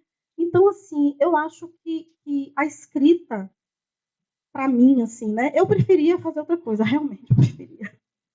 Eu preferia, porque assim, eu acho que eu demoro tanto, porque tem muita coisa, né? Muita coisa que é difícil da gente digerir, assim, correndo. Então, é isso, eu procrastino muito a literatura, porque quando ela me pega, eu não tenho mais para onde correr, eu não tenho mais onde me abrigar. Quando eu entro no livro também, eu me torno uma pessoa antissocial, eu não vou para lugar nenhum, eu já não falo ao telefone normalmente, mas eu não respondo a ninguém. Então, assim, é muito difícil também conviver com alguém que, quando escreve, se torna insuportavelmente antissocial, né? Então, acho que é mais ou menos por aí.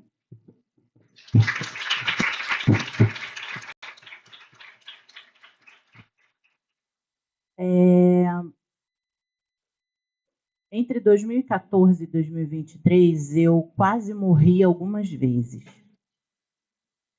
E eu acho que depois dessas experiências limite, em certa medida, eu acho que fiquei durante muito tempo também com Resposta ao Tempo, de Cristóvão Bastos e Aldir Blanc na cabeça. E essa relação, né, de uma certa posição que eu passei a adotar, que é uma posição de eu preciso dar uma resposta ao tempo, preciso dar uma resposta a esse tempo que parece que ficou suspenso de alguma forma entre esses 9 anos. E aí o meu modo de escrever e o meu modo de publicar, eu acho que vem se modificando também muito em função disso. Porque antes os meus livros tinham um certo intervalo. E eu acho que, a partir de outras experiências mais recentes, radicais, experiências essas do corpo, né, dessa separação, dessa poda, eu acho que isso passou a vigorar em mim de um modo outro. E eu passei a ir ao encontro de uma certa velocidade na escrita, uma necessidade de escrever mais, uma necessidade, ao mesmo tempo, também, não sei se de publicar, mas de transformar as coisas que eu escrevia em um objeto que tivesse um contorno, uma unidade, uma singularidade. E eu acho que essa relação com o tempo vem se reestruturando de uma maneira geral, né? Acho que muitas coisas mudaram na minha condição de mulher também. A partir dessas experiências, né? Eu venho vivenciando uma menopausa muito precoce, então eu não durmo quase nada. Eu tenho dormido muito pouco. Eu acordo às 5, 4h30 da manhã, e aí eu penso, a primeira coisa que eu vou fazer eu vou ler e eu vou escrever. E aí, acho que contemplar essa página em branco, né, daquele cursor ali do Word que está pulsando e que está me dizendo tantas coisas, e ao mesmo tempo uma super experiência de vazio, é uma forma de responder esse tempo. É uma forma de tentar fazer alguma postura sobre isso que ficou arriscado, sobre isso que ficou suspenso, afinal de contas. E, para ser muito breve em relação à pergunta que a Jo faz, né, da questão da escola, eu agradeço e posso dizer que eu me sinto muito orgulhosa de ser professora universitária de um curso de licenciatura. Eu acho que a gente vem perdendo muito essa relação de orgulho da licenciatura, de ser professoras das licenciaturas. E eu acho que o que eu escrevo só circula porque eu tenho leitoras que são professoras, né? Nomeadamente aqui na UF, eu tenho minha colega Ana, tenho minha colega Claudete, que são leitoras. E, por um acaso, anteontem eu estava em casa, mexendo no Instagram, e recebo uma foto de uma aluna em Brejões, no interior da Bahia, onde eu fui professora da UFRB durante 3 anos, e era uma foto dessa colega, que hoje em dia é uma colega professora, mas que foi minha aluna, e ela tinha reunido a turma dela para ler um poema meu. Então, ela fez algumas fotos e ela fez um vídeo dessa leitura e desses alunos compartilhando também. E, ao mesmo tempo, eu recebo fotos, sei lá, anos depois que fui professora, de alunos dando aula, por exemplo, na zona rural de Rio Bonito, aqui no Rio de Janeiro. E aí são eles fotografando, assim, como que na apostila que eles estão trabalhando tem algum poema meu.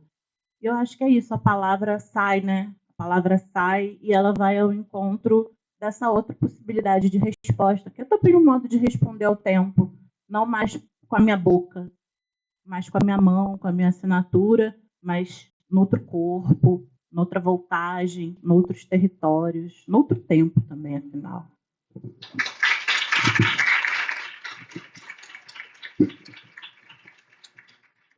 Por falar em tempo,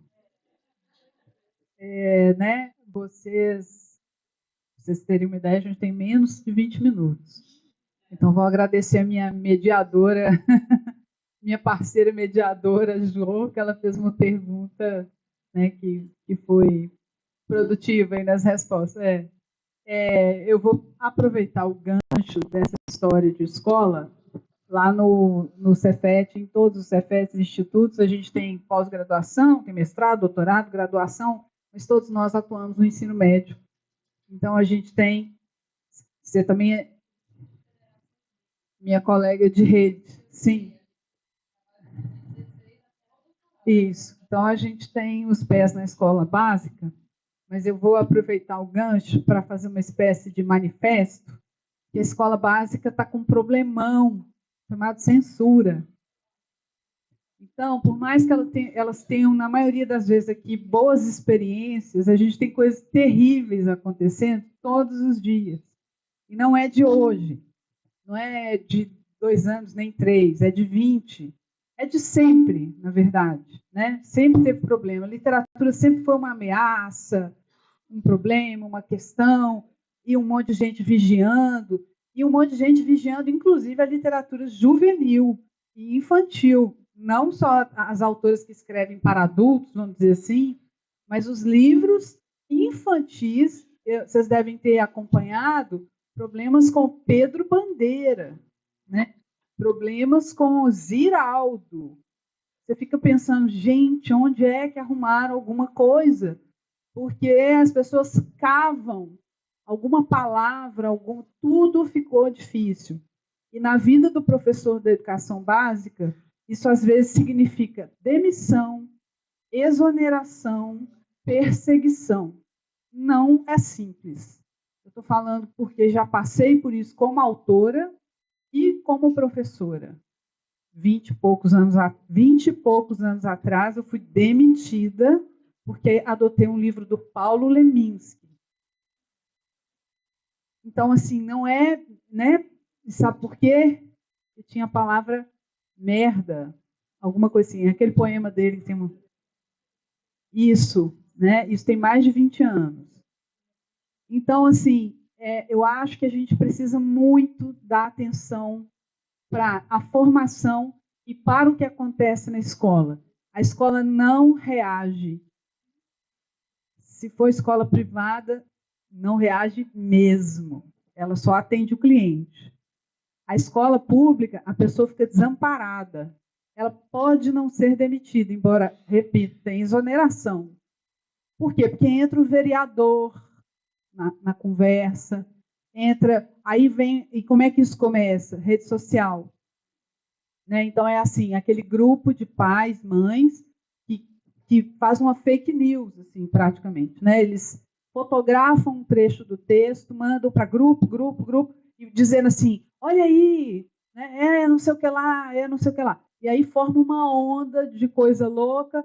No dia seguinte, está lá, tudo aquela confusão, tira a professora de sala de aula, o professor e tal. É um momento muito estranho. Assim, dar aula de literatura é uma coisa difícil. Você tem que ficar pensando 1000 vezes. Você vai escolher um livro, você tem que... Ai, meu Deus, o que será que tem? É horrível. Não se parece com aquilo. É como se a gente tivesse liberdade de fazer uma lista de leituras. Ai, tem que fazer 1000 filtros para ver se não acontece nada. Né? E um dia desse eu soube, assim, eu vou tentar ser discreta, mas assim, eu tenho um livro juvenil que é uma adaptação da Carta de Caminha. Gente, reparem, a Carta de Caminha. É uma adaptação da Carta de Caminha e tal, e no final tem a Carta de Caminha. Se os meninos quiserem comparar o que está acontecendo, a adaptação meio assim para o século XXI, é tudo com computador, com não sei o quê, e no final tem a Carta de Caminho, tem umas coisas de referência histórica. E esse livro tem várias coisas que vão via PNLD, né? Eles chegam em muitas escolas, vão para muita gente. E outro dia eu soube que eu ia ter um problema, né? Alguém me avisou antes, mas não aconteceu o problema. Sabe por quê? Porque não era eu, era o Caminha. Senão tinha dado problema para mim. Ele me salvou. As pessoas me avisaram, ó, vai acontecer tal coisa, já não. Aí depois a coisa murchou, eu fui saber o que aconteceu. Aí é porque a figura que estava criando o problema não tinha lido a Carta de Caminha. Ela não sabia nem do que ela estava falando. E ela cismou com as vergonhas saradinhas, as índias peladas, e queria botar a culpa em mim, que sou fácil de pegar, né? E aí alguém um pouquinho mais, né? Um pouquinho mais de neurônio, né? Falou assim, olha, mas isso está lá na carta do cara, em 1500. Ó, é mesmo. Né? E aí não deu o rolo que ia dar. Mas eu enfrentei um rolo muito pior, uns anos atrás, com processo judicial e tudo. Então, assim, gente, nós temos que cuidar, né? Formar professores de literatura, falar para eles a verdade, né? E reagir a isso, né? Reagir de alguma maneira, recobrar o respeito, não sei, né? Ao professor, ao trabalho do professor. É um desrespeito completo pelo trabalho do professor, é como se você não soubesse nada e as pessoas ficassem decidindo o que você vai ensinar ou não, o que é para ler ou não, né? Então, é um horror. Mas também pode dar certo.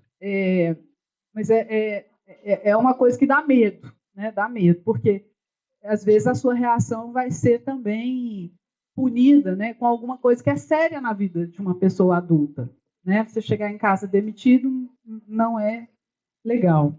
Alguém quer fazer uma pergunta que possa ser respondida em 15 minutos? Por 5 escritoras? Algum? Podemos ouvir mais delas. Sim? Sim, aí, ó.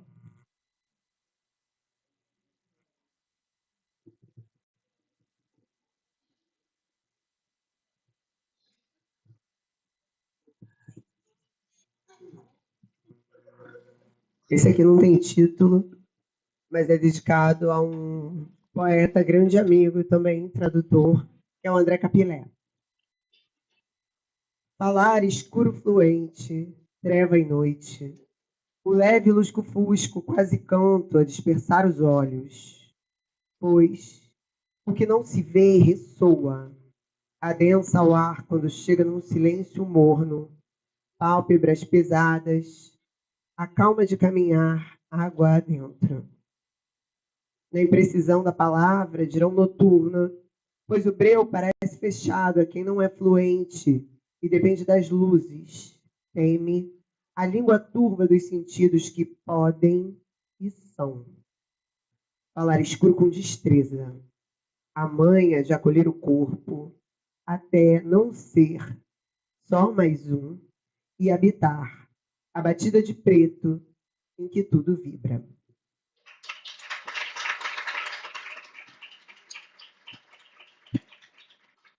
E aí, como esse é curtinho, eu vou ler outro curtinho aqui para emendar.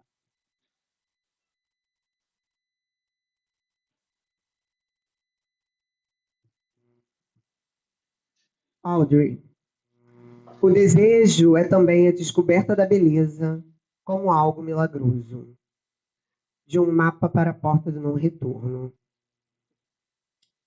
Despir palavras impostas, para que a pele então respire, se renda à luz, ao calor, e o sal das lágrimas também alivie. Sustentar, olho no olho, bom espelho, a criatura fantástica em busca pelo inimaginável, o negror lustroso do chifre, a delicadeza reluzente da pelagem.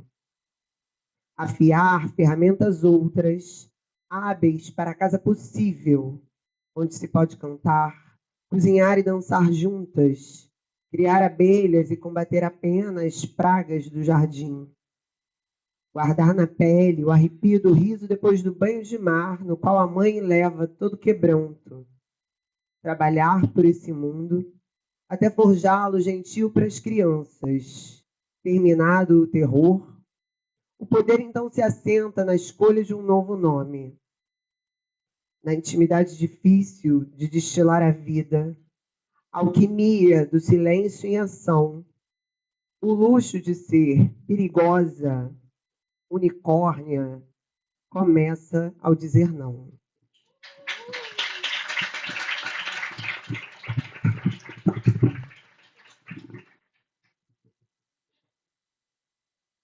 Estou nascendo. De novo estou nascendo. Voltar ao ato que prendeu você e a mim em seu ventre. Agora é outro ato, de nascer de novo. Escrever é um modo de reabrir o ventre da terra, dos mortos, os caminhos insuspeitos da história esquecida ou enterrada entre nós. Te desenterro, me desentranho, me estranho em tudo que foi escrito aqui e nunca soube. Escrevendo com você, descubro, enfim, o desconhecido entre nós, em mim, no mundo. Ali era só um grito, o de vocês nascendo, crescendo. A infância é uma força bruta que impulsiona a vida. Em momentos de paroxismo, ela nos impele contra tudo o que quer nos matar. Só importava deixar que vocês vivessem, e para isso precisávamos não morrer. Bússola sem norte, mas de ponto fixo. Continuar vivos. Estamos nascendo de novo, mãe. Sim, minha filha, meu amor. Vou repetir 1000 vezes você escrevendo meu amor, porque nunca ouvi e agora posso. Vou repetir 1000 vezes você dizendo sim, minha filha, meu amor. Sim, minha filha, meu amor. Sim, minha filha, meu amor, mãe.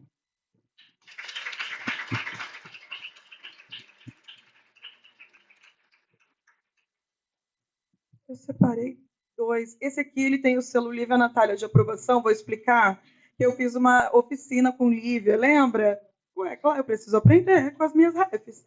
Fiz uma oficina com Lívia, ela falou, o que você está fazendo aqui? Eu falei, aprendendo com a minha referência. E aí mandei esse poema, a Lívia falou, não tenho que mexer, está pronto. Então, está pronto. Se Lívia Natália falou, vou ler ele está no 3º livro, vou ler 2 do 3º livro. Você mesma sopra o espelho para aquele embace, não precisa de água quente, nem de vapores sem pretensão. É tudo planejado às 23h47, para que nada se sustente ali, para que não se sustente ali, nada além borrão, nada além coisas tortas. Mas todo mundo sabe que é mais complicado destruir o abstrato. A mira se confunde quando o alvo e ataque são você. Você mesma joga uma pedra no vidro e superstições se esparramam. O contrário de 7 anos de azar não é a sorte de ser inteira, é a persistência já sem imunidade, a raiva, o finito de tempo entre o murro no reflexo ou a pedra, e ainda assim a pedra, e cada trincado de vidro no piso reflete um ancestral que te olha com gentileza e diz, não se preocupe, existe vida na fraqueza. Respeita o trela. E o outro também é do 3º livro. E tem um caminho parecido. Esse livro seguiu muito por esse caminho de não existir, de existir vida na fraqueza. Não existe. Também às vezes não existe, né? Isso, contradições. Já não me interessa me destruir para existir, me culpar pelas solidões que grudaram em meus ombros e que me fizeram ter essa postura de quem já sentiu mais do que devia. Já não me interessa adornar a dor, preparar um altar para louvar os meus traumas, Prefiro não consagrar todas as vezes que me partiram ao meio. Prefiro soprar nos meus ouvidos, que, embora não saiba bem o caminho para voltar a ser inteira, eu estou retornando a mim mesma. Já não me interessa ficar ao lado de quem esquece que eu estive lá, e quando a fé tombou, eu estive lá. Eu não posso conviver com quem me obriga a esfregar as mãos com o óbvio todas as manhãs. Já não me interessa explicar que quem tem caminhos abertos não diz isso o tempo todo, porque já sabe contemplar o silêncio da certeza de ser guiada. Eu sou carne banhada de sagrado porque mereço. Já não me interessa desviar de espelhos, provar vivências, admirar abismos, jogar com a minha cabeça para ver até onde aguento. Meu orgulho não é contabilizar as cicatrizes, sigo lutando para mantê-las fechadas. Se for entrar aqui, venha de pés descalços, preciso sentir sua energia para ver se confio. Meu feitiço é meu sentido. Já não me interessa ficar rouca tentando explicar qualquer coisa. Eu me sei, eu me sei, eu me sei. Agora eu me ocupo, adentrando minha coragem, resgatando meus poderes e deixando minhas asas respirarem.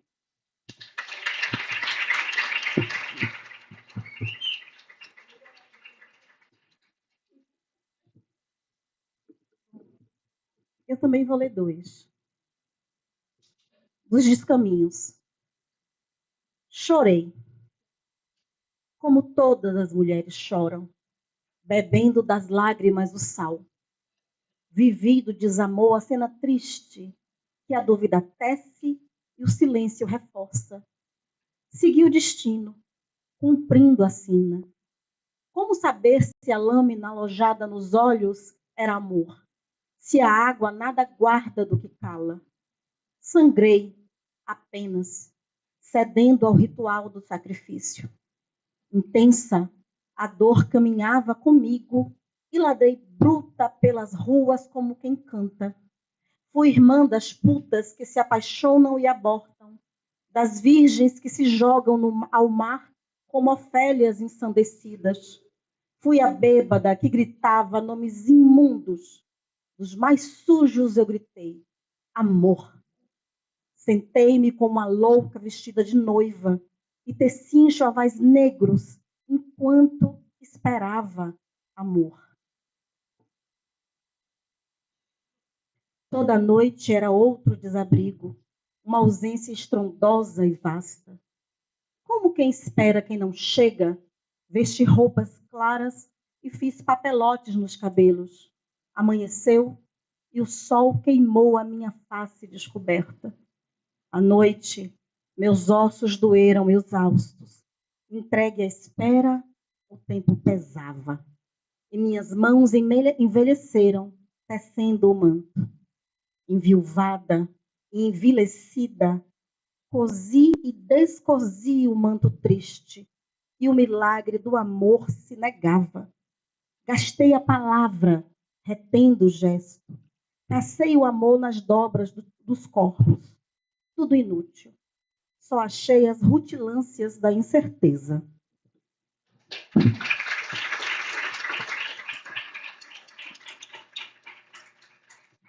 Eu vou ler um poema do próximo livro. O próximo, sabe Deus quando?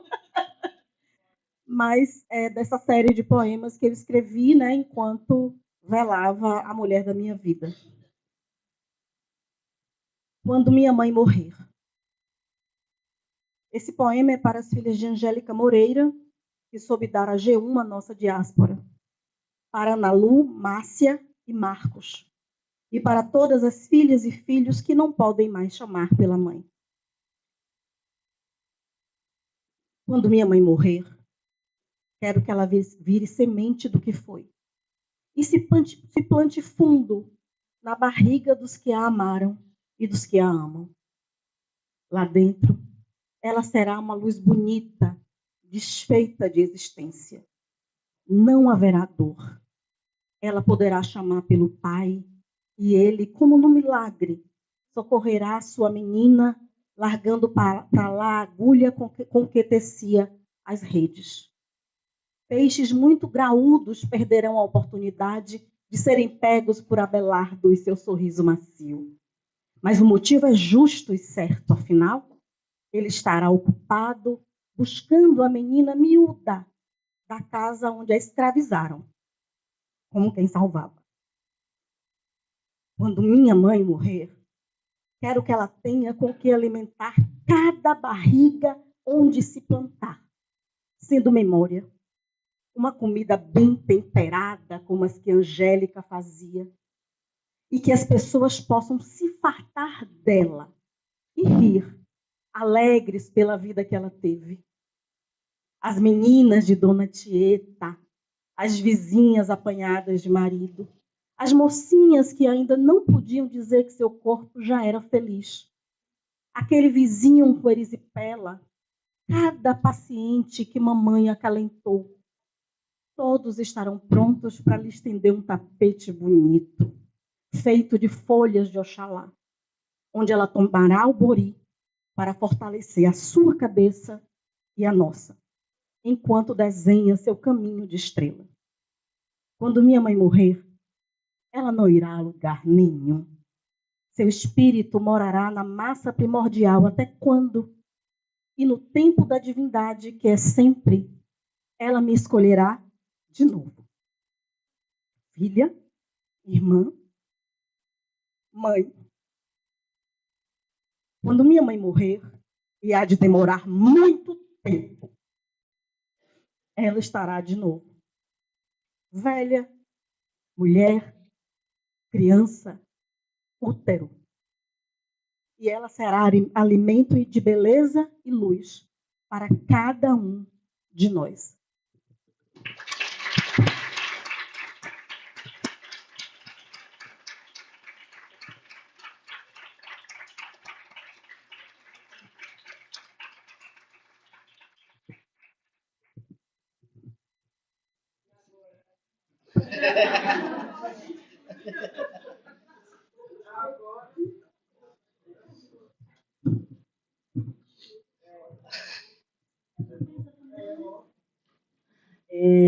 Eu vou ler um poema de teoria da ressecção que se chama Então a Vulva é uma Ferida Aberta, a partir da Glória Ansaldúa.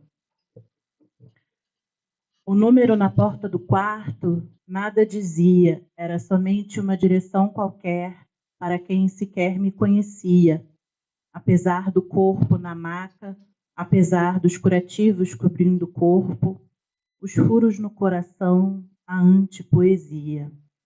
Eu dizia, quero conhecer as outras que trazem tiros nas vaginas. Mostrem as marcas dos tiros, quero saber das que secaram o sangue. Quero saber das que são chamadas de monstras. Quero cuspir nas avelaneiras floridas.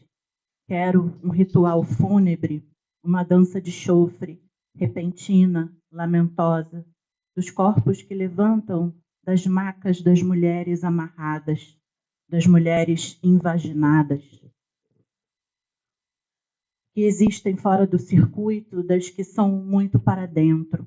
Talvez não consigamos uma dança coreografada. As mulheres desconfiam muito umas das outras. Talvez elas tenham sido mortas pelas novas formas de guerrilhas. Essas mulheres não são doutoras, não tiveram 2 ou 3 filhos, elas foram roubadas pelos homens, elas tiveram as vaginas, sim, as vaginas, perfuradas por salvas e salvas de tiros. As mulheres que encontrei no hospital tinham cristais ao lado dos olhos, possuíam a pele poída pelo sol, pela miséria, pelo abandono, mas também eram mães perdidas.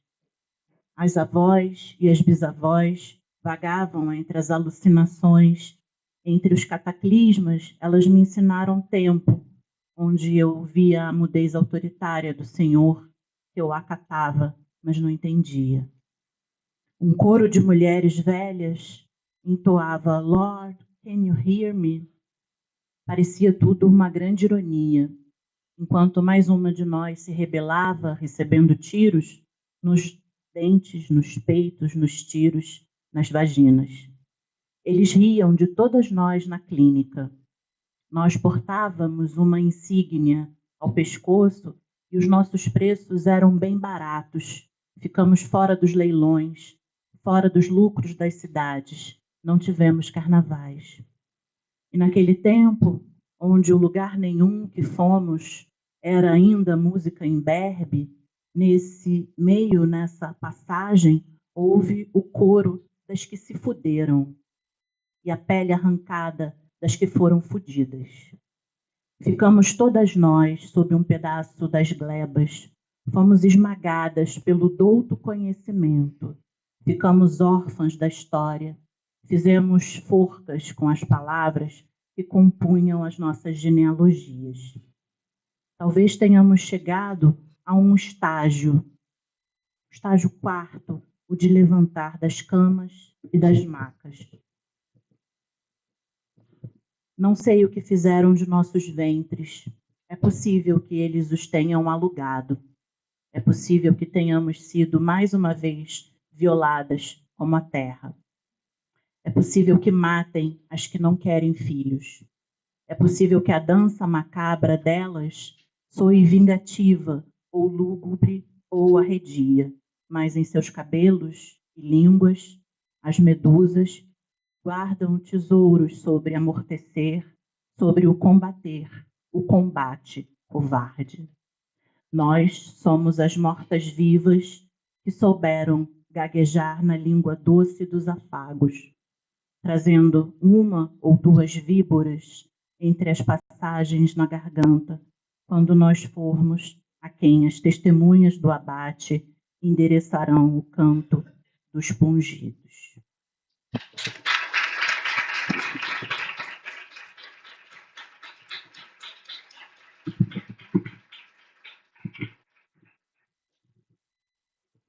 Gente, eu quero agradecer de novo.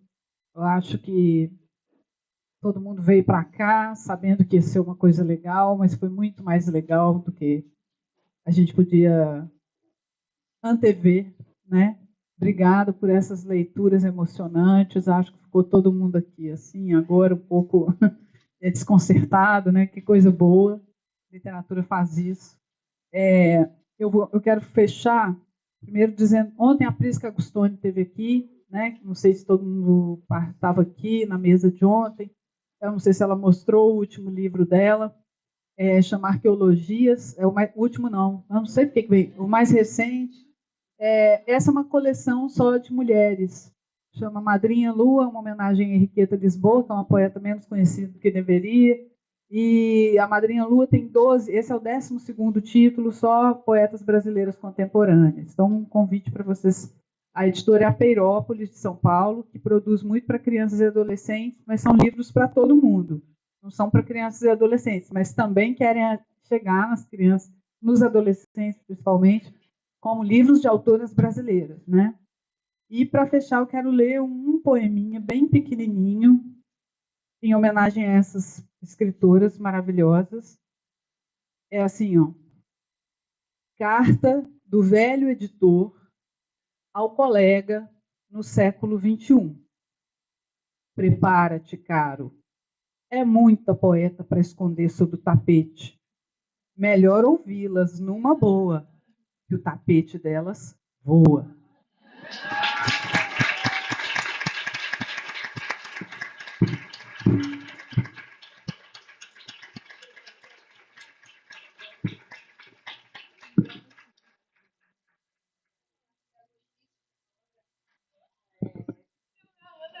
Bom, ai, que mesa maravilhosa, né? Não tem como a gente não se emocionar. Que lindeza, assim, parabéns, parabéns.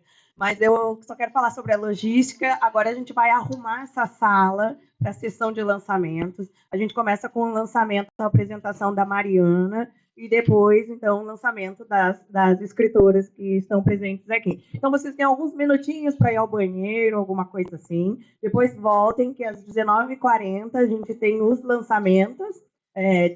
19h15 agora a Mariana, mas depois 19h40 os lançamentos com o coffee break, tá bom? Então, 5 minutinhos e aí a gente só vai ligar o material aqui para a Mariana apresentar.